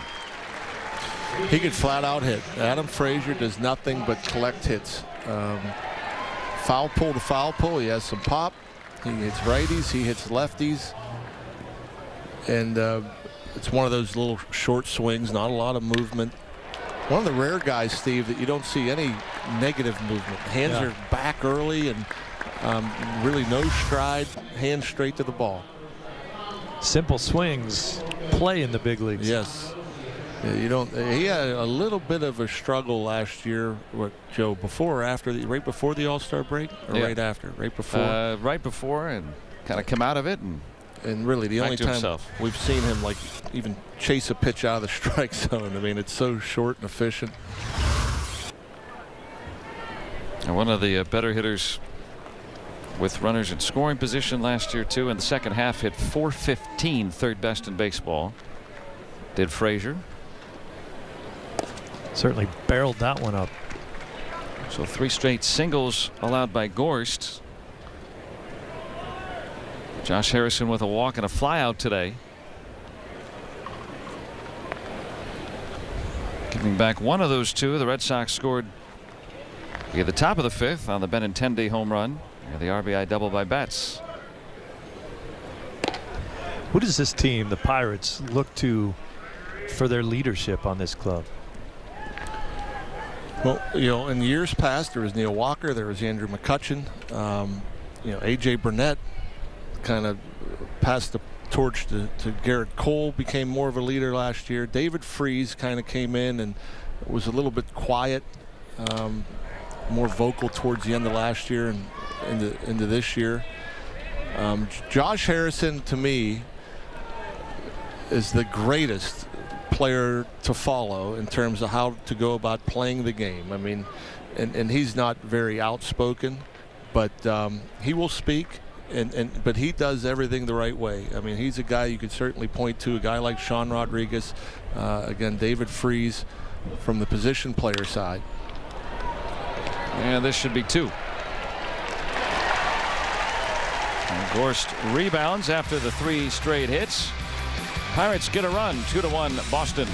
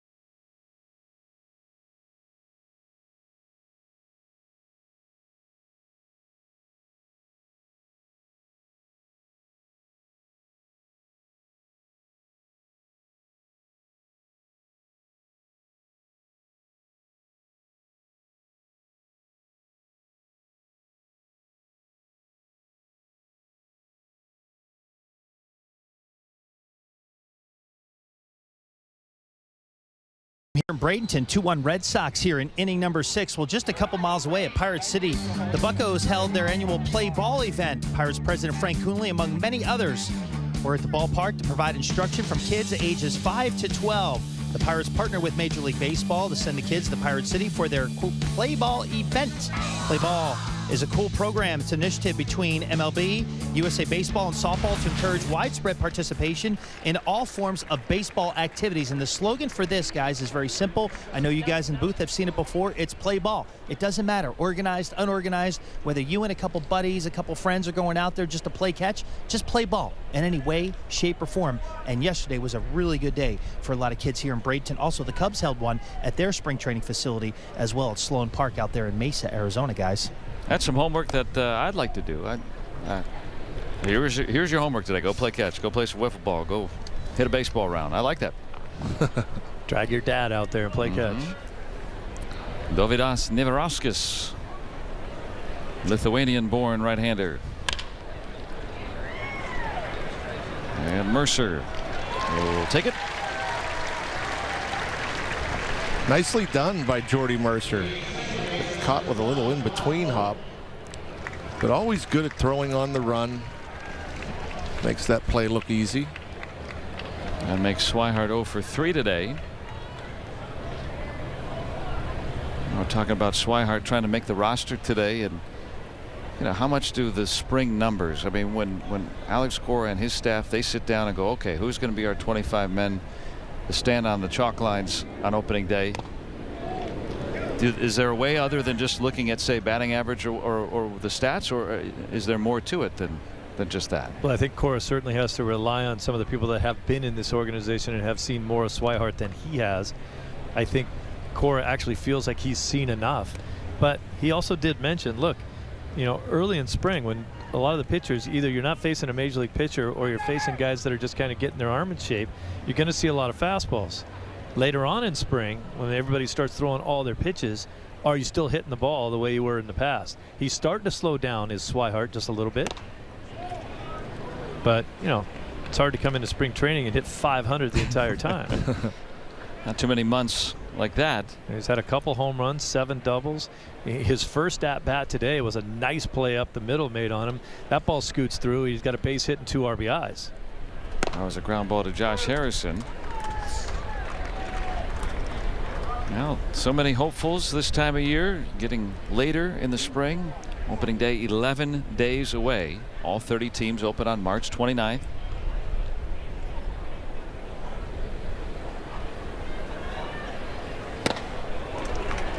Did you ever have a time at the end of spring training where you were on the bubble and didn't know whether you're going to make it or not? I was on the bubble every year in spring training. Are you kidding me? I used to try to hit one. I hit 1 home run here one year that I said, oh, if I just hit 1 home run, I'll probably make sure I make the team. Did you make it? I did make it. Oh, yeah, that's all you needed to do. Rock, same thing, right? I mean, some years. Most years, yeah. I was never not on the bubble for sure, and only made 3 teams out of spring training. So, yeah, failed more times than not. Best spring training I ever had, I didn't make the team. And I generally did not have a very good spring. And that year I was killing it. And, well, Steve, you know, it's a numbers game, and we're going to send you down to start the year. Okay. If it's a numbers game, why don't you look at my numbers? Yeah. Exactly. Now, rite of passage. Spring training, great place. Catch a great look at the game, get closer to the players. And we're seeing Mitch Keller for the first time in Major League spring training. He's not yet pitched for the Pirates in a spring training game. One of the most talked about prospects in the Pirates system the last couple of years. So we'll get to see him coming up. That's another part of spring training I really enjoy, is seeing the next generation as well. Or in this case, for all of our audience today, you get to see the other league, which we don't get to see enough of in person. You know, 90% of the players that are going to be on the big league club you've seen before. You know what they're capable of doing, and so for me that is about the only thing I look forward to with spring training, is to see the young guys. And there's a couple competitions maybe that he might be interested in. Something always seems to develop in spring training that you didn't expect. Someone gets hurt, there's all of a sudden a need where you thought you were pretty much set.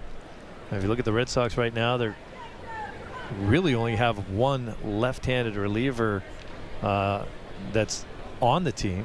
Robbie Scott finished up last year as that guy, but Robbie Scott kind of ended up being a situational lefty. Does Alex Cora want a lefty that he feels like can get lefties and righties out and go a couple innings? We'll see Robbie Scott today. He's getting loose. We're seeing more and more of that, especially with the big arms. More managers, I think, want a bullpen to where you can get both righties, lefties out. You can go more than an inning at times, up until the 7th. Now it seems like there's a 7th inning guy and an 8th inning guy and a 9th inning guy, but you don't see as much matching up late as you once did. Another stop by Stallings. If you have to bring in your lefty to get a tough out in the 6th inning and that's all you've got and he's out of there, now you've got no lefty down there, so you can forget about matching up. Cora has been one of those guys offensively that says, I like guys that can hit, and I'm not so, I don't care if the left-hander's pitching, my left-hander's going to go up and hit him because I think he can hit. Holt bolts. That fouled away. So we won't be in a platoon situation necessarily. A lot of people have said, well, maybe Mitch Moreland and Hanley Ramirez will platoon at first base, and there might be some of that going on, but it won't be a strict platoon. Whoever's hot will play.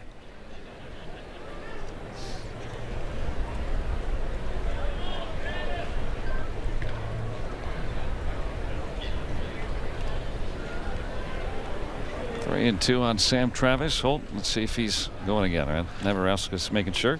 You were a left-handed batter. I have always thought it was a little unfair for right-handed batters that kind of got pigeonholed into that platoon situation. You're maybe facing a lefty once a week. Your entire life you've done nothing but face right-handed pitching. Through the minor leagues you've faced right-handed pitching. Now all of a sudden the big leagues you only get to face left-handed pitching, which you're not familiar with. With Holt running, Frazier able to snare it. And and that's the way it is, because when you're a kid, when you come up, you face very few lefties. There's a left-hander that you face, either he's really good and dominates, or he's really bad and can't throw the ball over the plate. So you don't really get used to it all. Whereas if you're a right-hander, you're seeing right-handers all the time. You know as well as I do that there are some right-handers in the game that absolutely rake lefties, but there's probably more right-handed hitters that are more uncomfortable hitting against lefties than they are against the righties anyway. No question about that. It's called playing the percentages. Yes. And then there are some right-handed pitchers. As a right-handed hitter, you don't want to get anywhere near. Yeah. Yeah. There's plenty of those.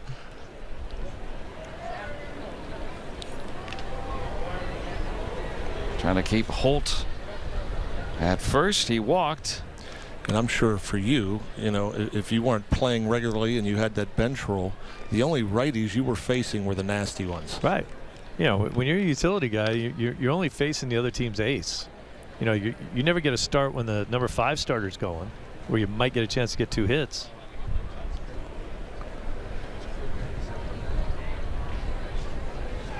When they first moved me to the outfield, it was '93, and that happened to be the first year I made a club out of spring training, and they had me play center field to play the lefties that Van Slyke they didn't feel matched up well against. Well, nobody matched up very well, especially not me. I didn't last very long. I think 5 for 35 and back to AAA. Get out to Mercer. He's been busy. And the Red Sox go quietly in the 6th, but they've got the advantage 2-1.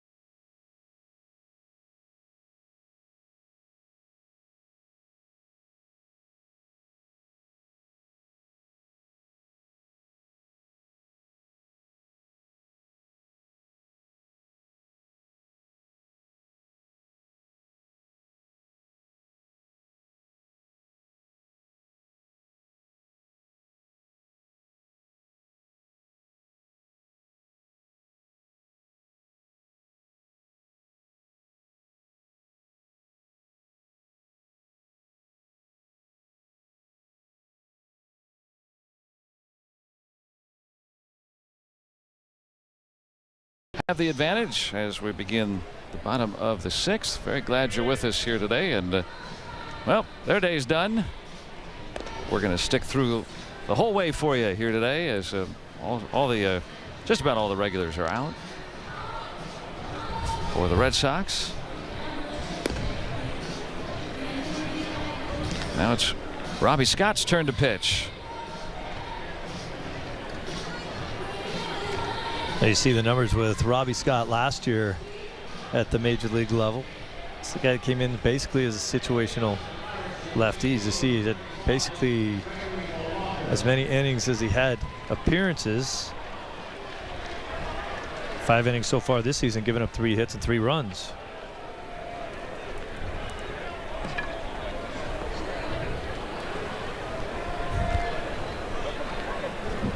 Gregory Polanco struck out and then tried to bunt his way on.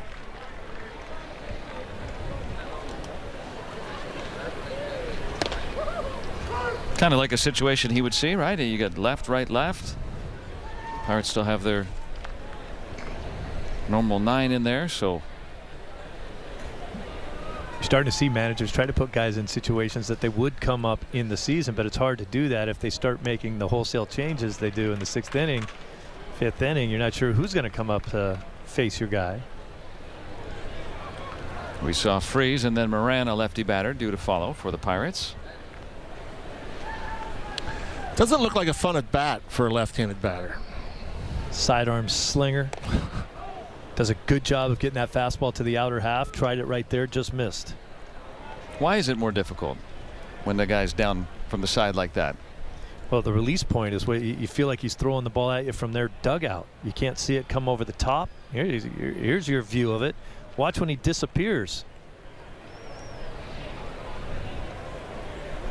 Where's the ball? Exactly. And that ball stays fair. Wow. And let's go down with Guerin. She's got Andrew Benintendi. Well, thanks, Joe. Home run today. How would you view your spring training, Andrew? That's going pretty well. I mean, I think I'm seeing the ball pretty well and putting some good swing on balls and just being aggressive. So far, so good. Well, you changed your off-season workout program, and what exactly did you change? What were your goals, and what do you think that's really allowed you to do? Yeah, I just tried to put on more weight. I tend to lose some weight when I come down here, just being in the sun and just throughout the season. So I think that extra weight will help a little bit, over the course of the season. So just focus on the lower body and just try to be strong. And you've had the chance now to work with new hitting coach Tim Hires. What have you guys been focusing on to get you ready and locked in for the season? Yeah, it's more the same. I mean, he's been awesome. He's just kind of it's kind of a voice if I need to go to him and just see if anything's wrong or what's going on with my swing. But he hasn't really said anything so far, and I'm familiar with him 2015 when I first signed. So it's good to have him back, and just looking forward to working with him throughout the season. Well, you guys have the addition of J.D. Martinez and several pitchers to be healthy this year. How confident and excited are you for this season coming up? Definitely excited. I mean, we got a really good team, and if everybody can stay healthy, I think we'll be a dangerous team. So, we got about a week and a half left till go time, so we're ready. And finally, Andrew, Brock Holt is now the only Flow Bro. Any regrets cutting the hair? Any thoughts maybe growing it back? No, I will not be growing it back. It was an unpopular decision from everybody, on social media and everything. But it's working well so far, so let's see what happens. I don't know. Hearts are breaking across New England. All right, thanks, Andrew, for the time. Guys, we'll pass it back to you. All right, thanks, Guerin, and thanks, Andrew, for joining us. And, the shorter hair has done pretty well in spring training. 433 with 3 home runs. That's number 3 right there. That ball was absolutely waffled. I mean, you got to start your car up to go find that one. Yeah. Actually, because there's so much room out there, you know how they have like the estimated home run distance. That was one of the few balls probably where if somebody saw where it hit, you could probably actually tape measure. Yeah. Colin Moran finds his way aboard. He's had 3 pretty good at bats. Against the lefty. He'll try to be in there against a lot of lefties this year for the Pirates. Red Sox took out most of their regulars Vasquez still in catching, and Castillo still out in left. Cole Sturgeon is out there in center. And is that why the Osprey are flying around the top right now, waiting for trying to take a dip? Yeah. Luke Tendler out and right. After every pitch, Sturgeon looks up over his head, make sure no one's coming. Yeah, as he should. Try to go upstream. Jordy Mercer, who's been active in the field today.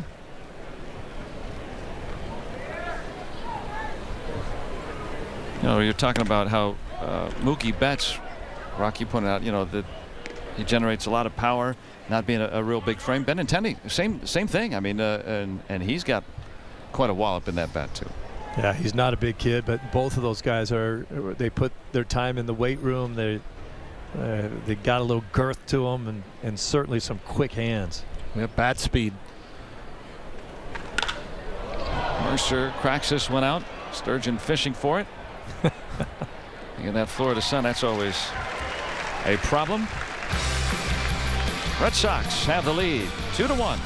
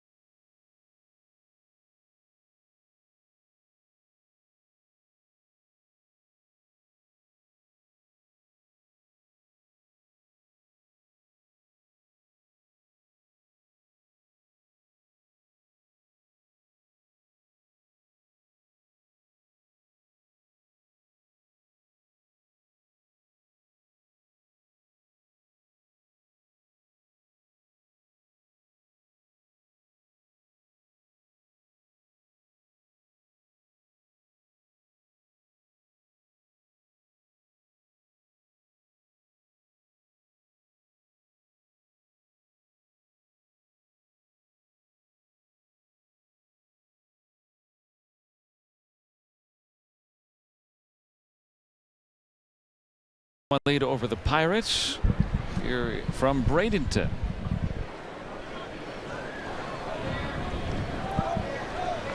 And the Pirates with their fourth pitcher of the day. Mitch Keller, the first time that we have seen him in Pirates spring training. Pretty good numbers, 8-5, a 303 earned run average, as many strikeouts as innings pitched. Opponents hit just 202 against them. And he is one of the guys that everybody has been talking about, and just 21 years old, so made 6 regular season starts at Altoona last year. It's not like he would factor in right away, but not all that far down the road either. Would not be surprised to see him in Pittsburgh at some point this year.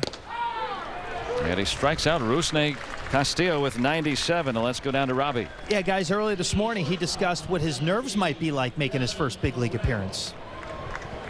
I'm really excited, anxious, just nervous, kind of ready to get going, and I'm just going to try and use that and propel me for when that day comes in the real big leagues, and just trying to handle my nerves and all that good stuff. So, I mean, I'm really excited for it.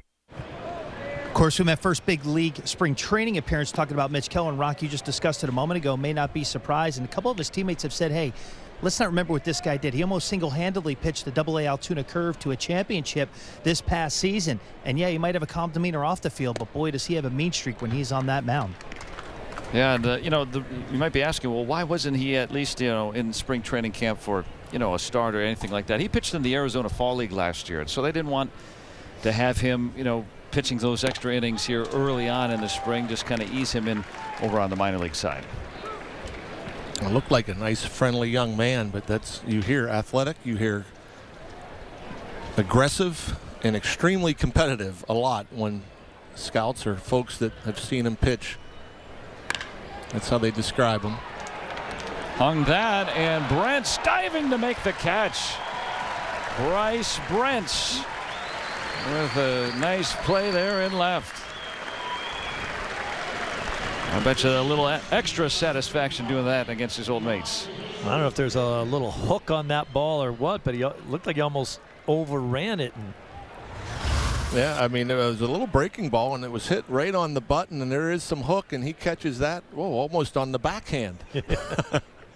He dove, and then the ball almost hit him in the hip. Still made the play, though. Robbing his Pawtucket teammate from a year ago, Devin Marrero. And located nicely there by Kelly. There's Bryce Brents. Frazier having some fun with Brents out there in left. Oh, this guy just looks like he has easy gas. Fouled away. Ivan De Jesus Jr. Mid to upper 90s. Or as Dennis Eckersley would call it, easy cheese. And as he learns what to do with it, then he'd be a cheese whiz, right? Yeah, there you go. Right. I mean, nice, compact, fluid motion. Not a lot of extra motion for a big kid. And it looks like he throws it where he wants to, too. I mean, he's following the glove around a good bit. And if he's nervous, he's not showing it. He's just attacking. Out of Cedar Rapids, Iowa. Drafted out of high school. And he strikes out Ivan De Jesus Jr. 2 Ks, a 1-2-3 7th for Mitch Keller.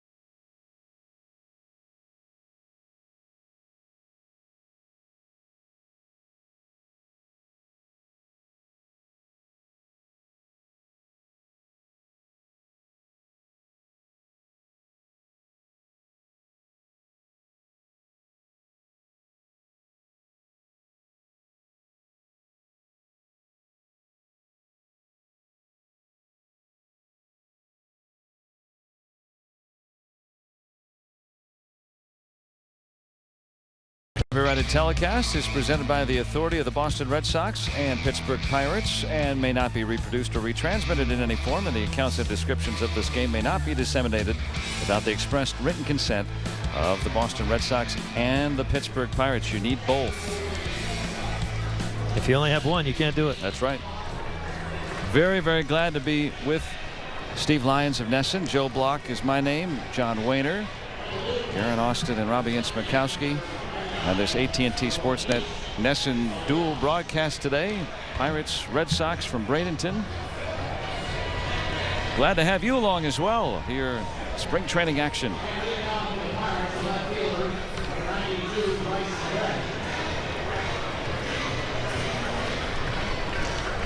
Next pitcher now for the Red Sox, Roenis Elias coming in. He's had a great spring early on. He's one of those guys that they figured would be the next lefty out there in that bullpen, and he got off to a great start, like 7 scoreless innings. Opposing hitters are hitting just a $167 on him, but he's had a rough couple outings lately. He'll face Bryce Brents. Had that tumbling play in the top half of the inning. There's the Pirate Parrot. It's a pretty sultry day here today as well. So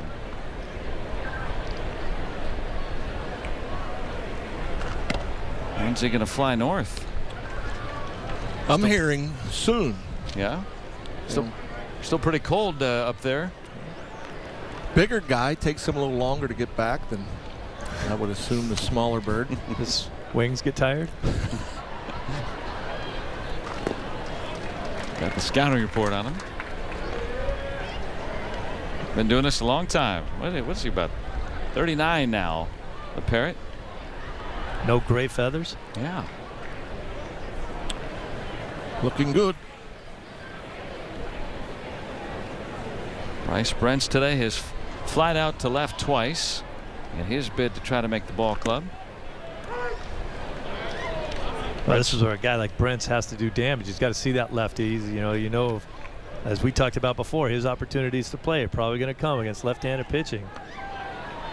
Elias is not a guy that's going to blow you away, so you got to find one and hit it hard. And in a 3-1 count. Oh, pretty good cut. Pitch up in the zone. And now he's mad at himself. Yeah. Because that's the one pitch right there that he figured, I'm going to get that one pitch to hit. And when I get it, I better hammer it. That's the toughest thing about being a pinch hitter. You might get one at bat every couple of days, maybe just a couple of a week, and it will normally be against the lefty, and you might not get more than a pitch or two a week to hit. And Elias walks Brents to start the 7th. That's what Elias' problems lately have been. Walking guys, and you just can't do that. You can't be coming out of the back half of the rotation and walking guys. Well, Brents' day is done.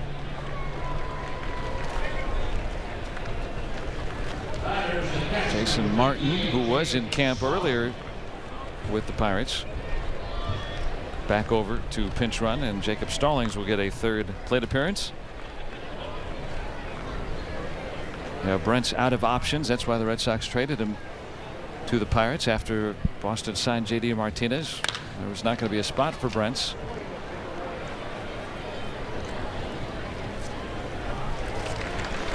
And Tendler has the first out. The third baseman, number 61, Eric Wood.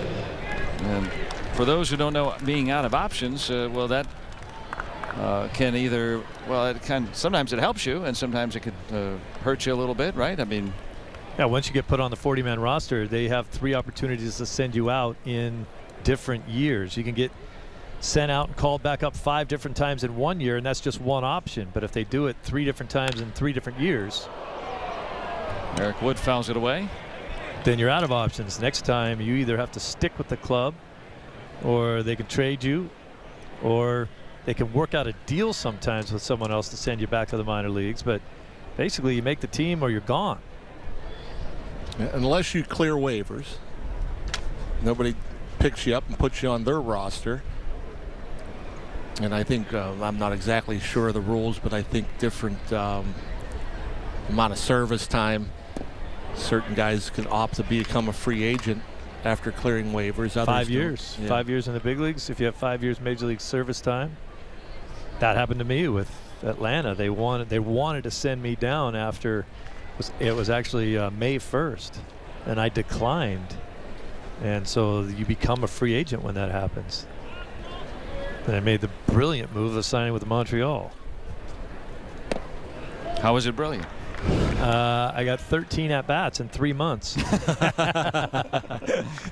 Didn't play much. But the best thing about that was, I literally traded myself back to Boston. Though. It was a pretty cool story. They needed somebody. I said, I think they'll take me back. So I did end up back in Boston. But 3 teams in one season was pretty much the beginning of my downfall in my career.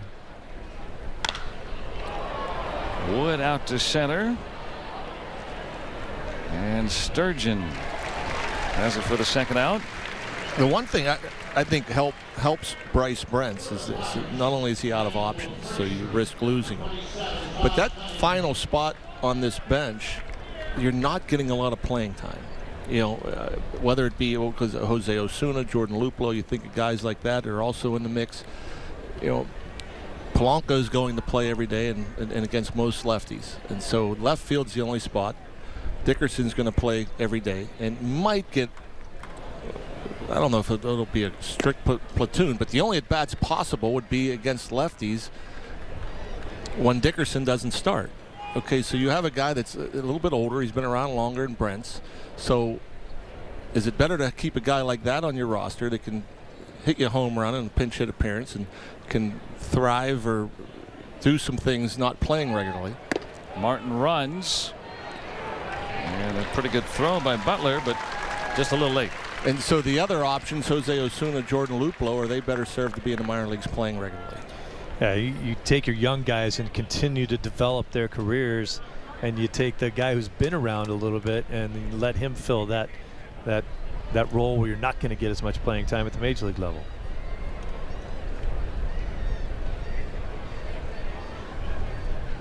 Todd Cunningham is pinch hitting for Frazier. Non-roster invitee. Yeah, position player wise, that's about the only decision that's yet to be made or that needs to be made. I'm assuming the Red Sox are pretty much set. Yeah, they're kind of just trying to decide if they want a second lefty in the pen. That's why Elias is out there today trying to show off his stuff. And who their utility guy is going to be. Brock Holt. We've seen Marrero earlier today in the game. And then Swihart, who has bounced around and played all day at third, but really didn't have any opportunities down there. Now De La Guerra is at the third base position. So Elias after the leadoff walk. Now full on Cunningham.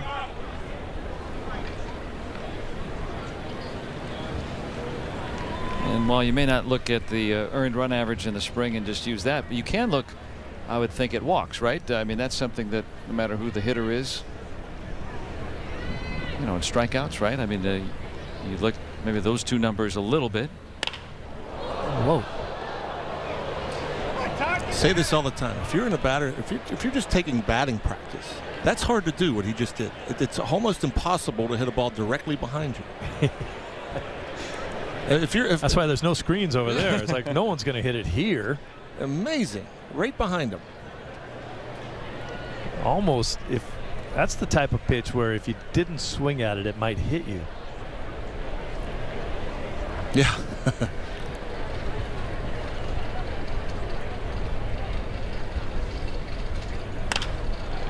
That one hit forward. Tough play. And nicely hauled in by Marrero. And that ends the inning. A scoreless frame for Elias, keeping the Red Sox in the lead 2-1.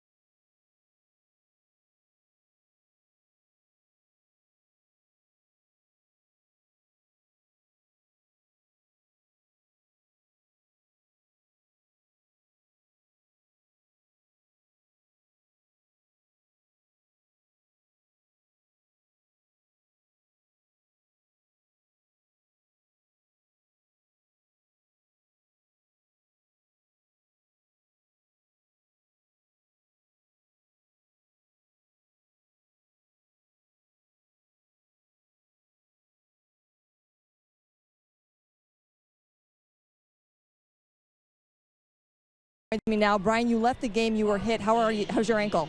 It's fine. It was precautionary. You know, Alex came up to me and asked me how I was feeling, and he said, you know, you got your work in. You know, let's just end on that.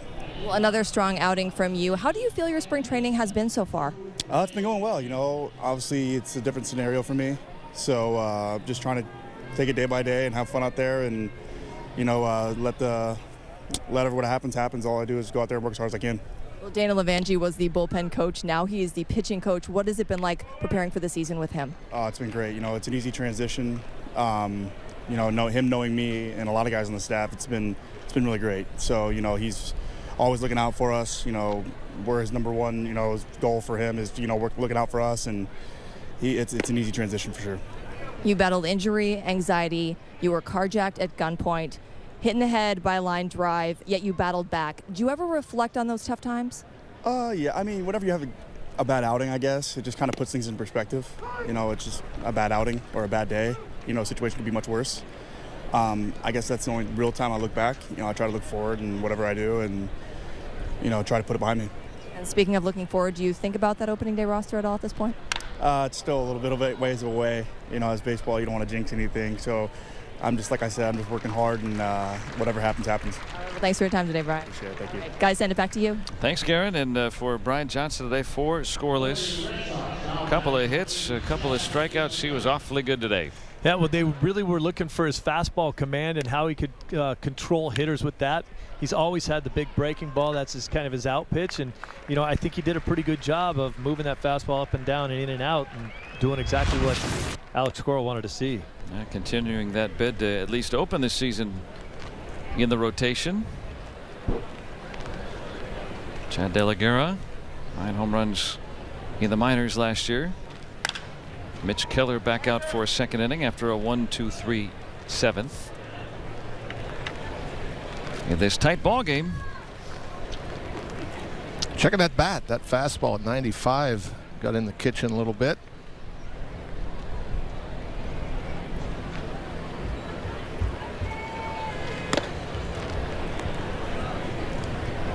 Overthrown by Mitch Keller. Second round pick of the Pirates 4 years ago.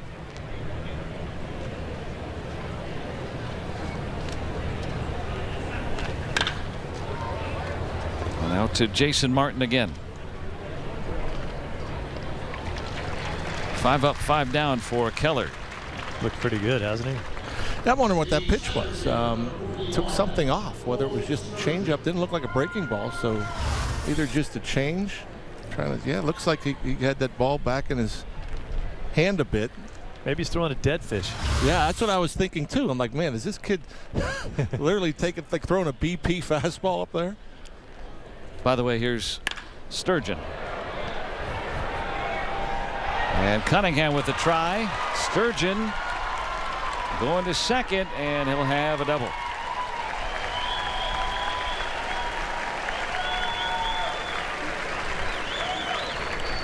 First base runner off Keller. Good hustle by Sturgeon there once he sees the ball hit the ground. Okay, going hard out of the box. Once you see someone diving for it or the ball hits the ground, there's a little bit of a bobble, you got to keep going. Oh. Especially with 2 outs, get into scoring position. Sturgeon 21 doubles last year at AA Portland. Aboard with 2 outs. Is that a hook slide by Sturgeon at second base? And Stallings out to counsel Mitch Keller. Sturgeon over from minor league camp. Stayed on top of that pitch out and away from him pretty well. I love to see that. Especially lefty. Lefties have a reputation of being low ball hitters. To see get that top hand over and through that high pitch, especially with the velocity we've seen from Keller. Yeah, it's hard to stay on top of that. Left-handed hitters tend to loop under a pitch like that and pop it up. And now behind right after the double, 3-0.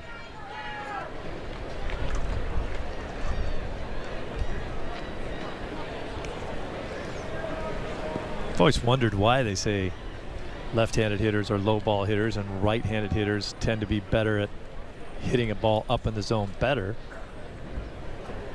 I have a theory, but I don't know if it holds any water. My theory always was that there are so many left-handed hitters that are actually right-handed, and for a left-handed hitter, you're really pulling the ball. You're pulling your bat through the hitting zone, and you can loop a little bit more. Whereas if you're right-handed, you kind of throw a lot more with your top hand if you're right-hand dominant.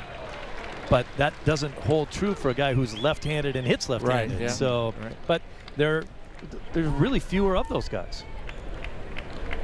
That's a great point. Never thought of that. Being right-handed dominant. I mean, you obviously were a right-handed thrower, left-handed batter.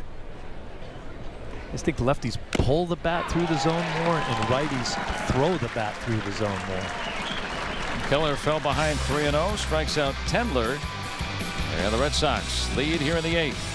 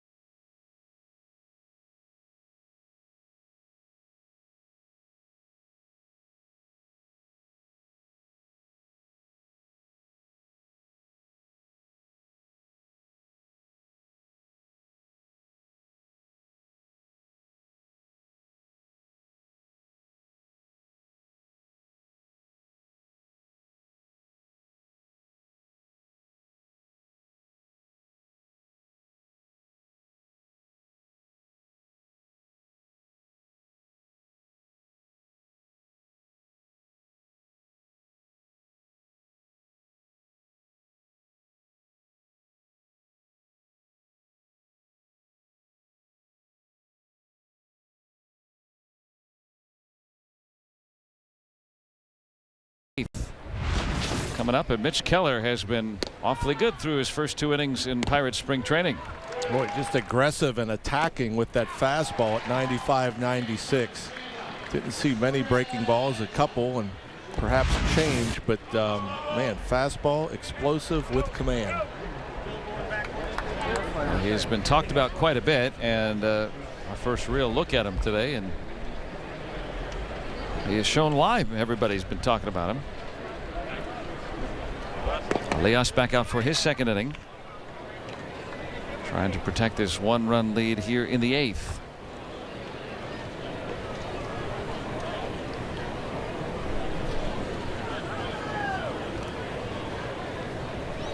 Pablo Reyes, who last year played at Double-A,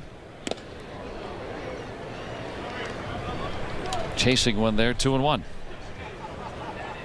With some pop, and not a very big guy, but we've been talking about him. I mean, he lets it go.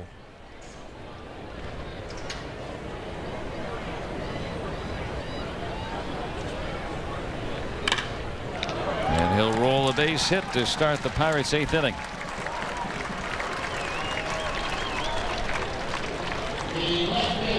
Both teams with 7 hits now.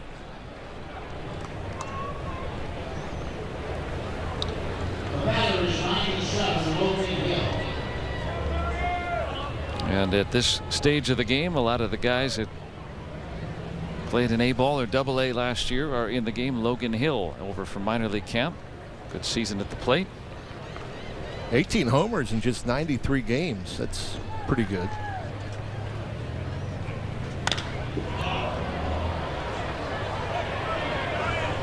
Out to De La Guerra for the first out. Big boy. Yeah, a home run hack too. Yeah, he just missed it. Got the barrel out.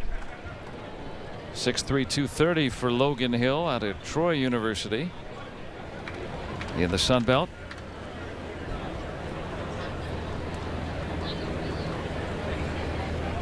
I always thought this is a good baseball name, Eric Weiss, right? You know, hot day.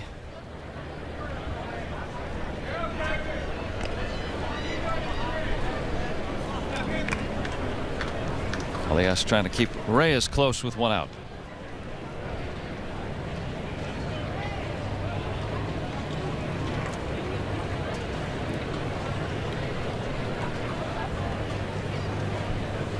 Another guy is 6'3", 230. But it always amazes me, you know. I mean, you watch games on TV, you see them up in the stands, people go to ball games. Some of these players are massive. Yeah. It's almost like walking into a football locker room when you see them, man. They don't look that big until you get up next to them. And so I've always considered myself a pretty big guy. I'm 6'3", 225, and people dwarf me on the field. Yeah. Weiss is second baseman by trade too. Reyes got a good jump. He's in easily. So we went up to Tampa the other day, and there was Stanton at what, 6'6", 250. Judge at 6'7", 265. There you see the big jump. Plenty of time with the head first slide. And we started Joe Musgrove that day. He's 6'5", I think 260.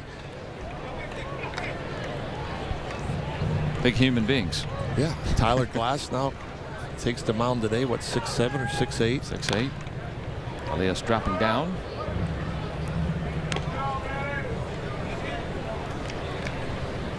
Yeah, the Twins just signed Lance Lynn, 6'5", 280.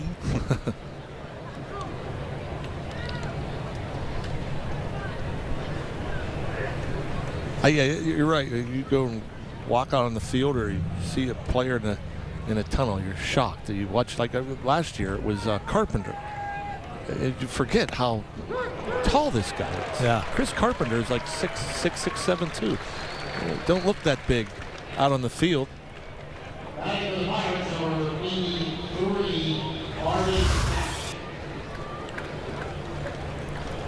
Pretty good breaking ball right there, just to freeze him at the end. He didn't think it was a strike, thought it was away from him, but that probably would have been a pretty good pitch to hack at. Yeah, it was up in the zone. It was a little elevated. flat. Yeah. So there's no more Weiss, so we'll go with Pabst. Arden Pabst pinch hitting.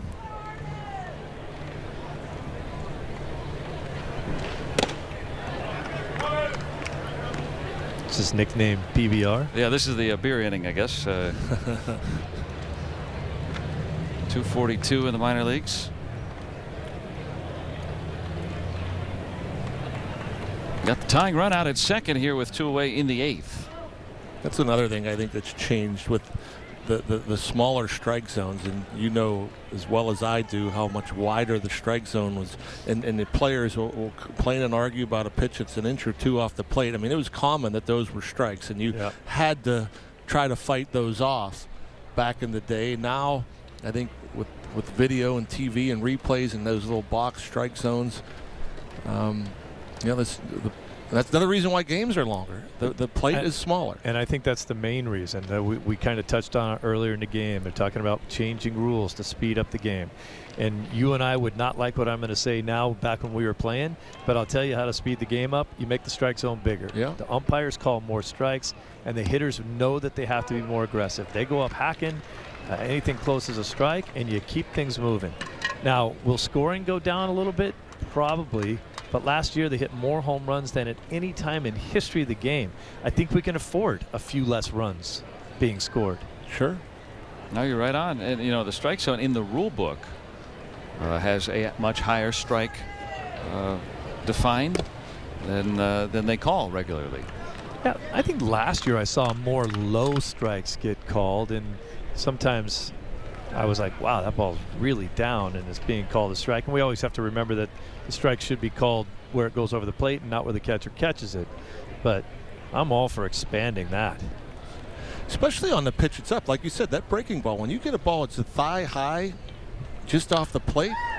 That's good hitting. And they're calling it a ball. And like you said, that pitchers always knew that if they hung a breaking ball in that area or they threw a fastball up in that area, it was going to get crushed. But you know, nowadays, if the ball's barely above your belt buckle, it's a ball. Yeah. That's a pitch you should be swinging sure. at.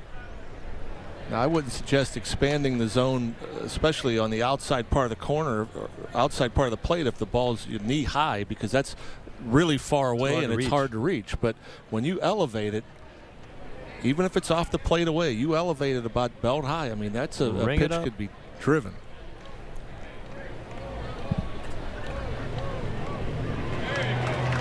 Part of the thought process around pace of play. And Elias with a good pace. He's got 2 scoreless under his belt. Red Sox take a 2-1 lead to the 9th.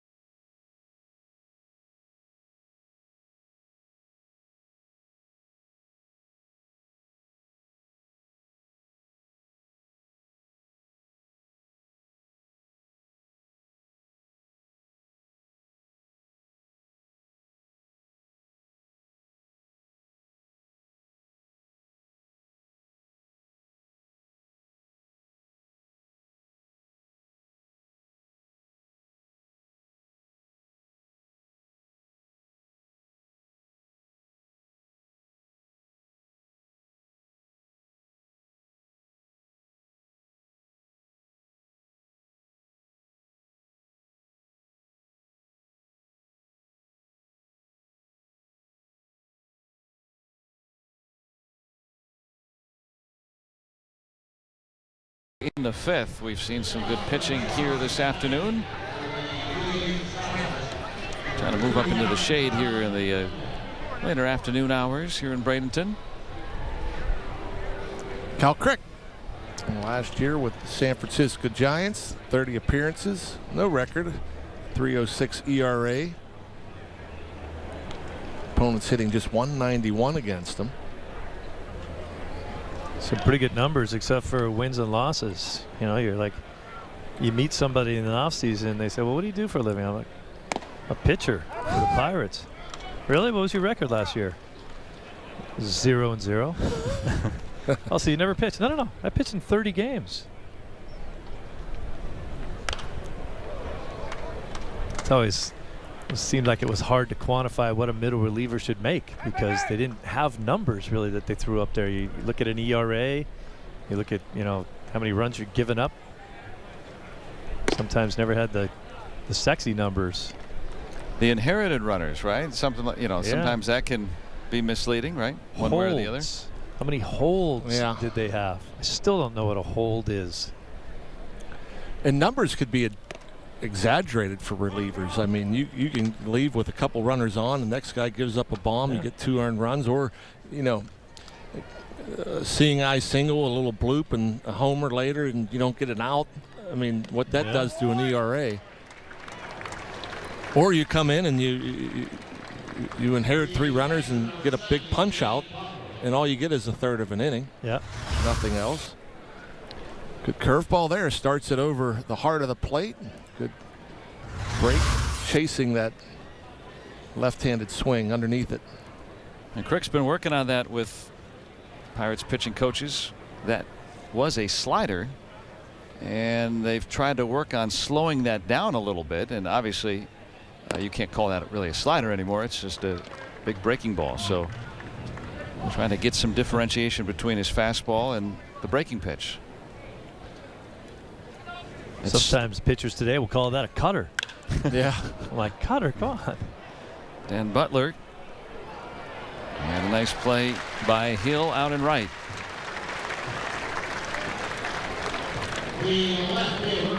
Already the 8th appearance for Kyle Crick this spring, and the one thing we have noticed is that the breaking ball, he's had good command of it. The fastball command is, come and gone. Usually it's the exact opposite, especially early in spring. Yeah. It seems like for a lot of pitchers, the curveball is the last pitch that they really gain the good feel for. He's another guy, looks like he has natural cut to the fastball. Just runs away from the righty. Rusney Castillo for the 4th time today. He's glad he stayed in there. Picks up his 2nd hit.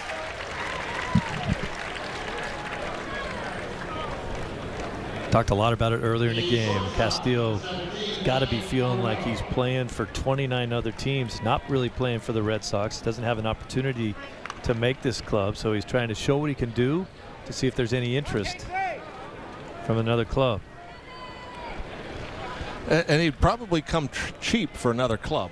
They're not going to take on that contract. Yes, yeah, you would think that the Red Sox would have to pick up a big chunk of, I believe it's $11 million this year.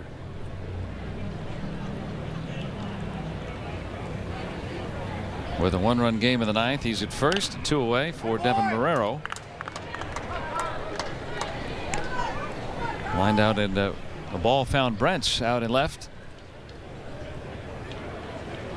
And he was able to haul it in first time around. Scoring today, really the difference, the Benintendi home run in the 5th, which immediately followed Mookie Betts' run-scoring double. Pirates got their run out of Frazier, the 3rd of 3 straight singles in the 5th. Otherwise, both teams very quiet at the plate today.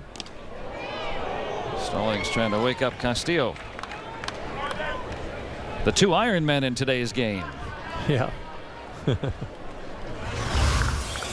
But how did guys possibly play 9 innings?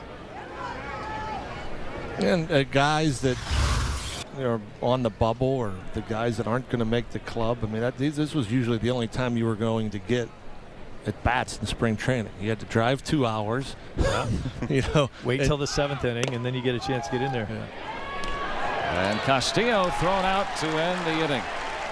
So Stallings throwing out a pair of men on the bases today. Last chance for the Pirates coming up here in the 9th.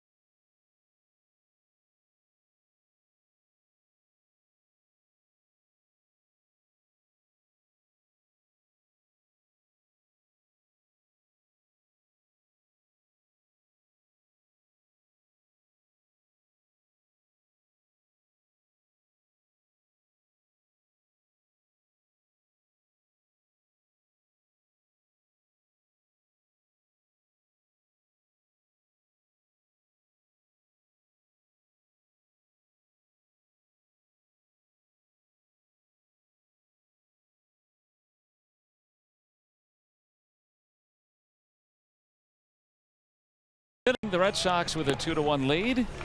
Last chance for the Pirates here in the bottom of the 9th, and Ryan Brazier will try to go for a Grapefruit League save.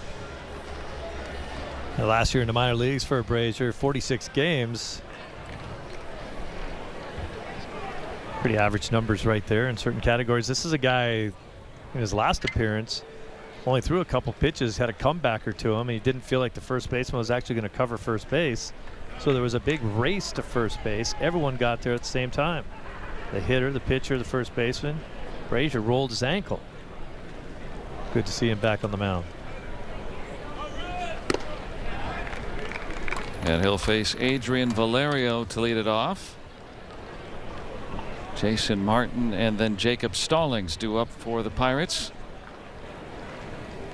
Valerio, a talented shortstop, making his way up the Pirates chain. And he can run. And a good play by De La Guerra to get the first out.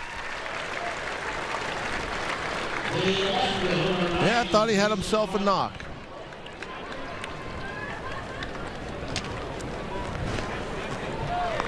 Nice little play on the move. Got out of the glove.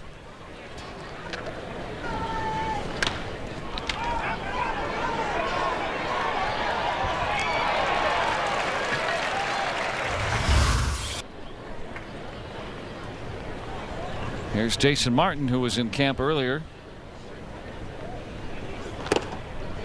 One of the 4 men acquired in the Garrett Cole trade with Houston.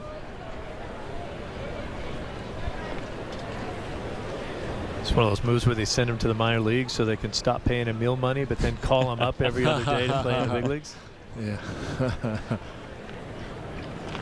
He'll probably start the year in Double-A, where he finished last year in the Astro system.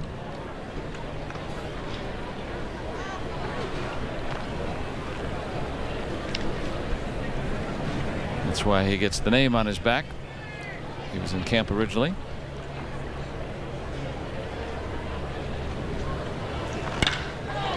We'll send one out to left. And a base hit. So the Pirates have the tying run aboard here with 1 out in the 9th.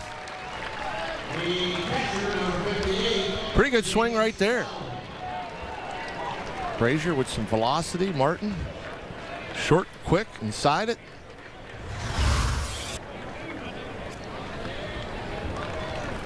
That's direct to the ball. And Martin can run a little bit too, depending on the situation. We'll see. Jacob Stallings coming up. Yeah, they think of the same thing. Trying to get that tying run into scoring position. That's where your manager gets paid the money here, making decisions like this. Do you send a guy like this? If he gets thrown out, you have nobody on the bases to potentially tie the game. Martin is running on the breaking ball, and a high throw allows him to reach.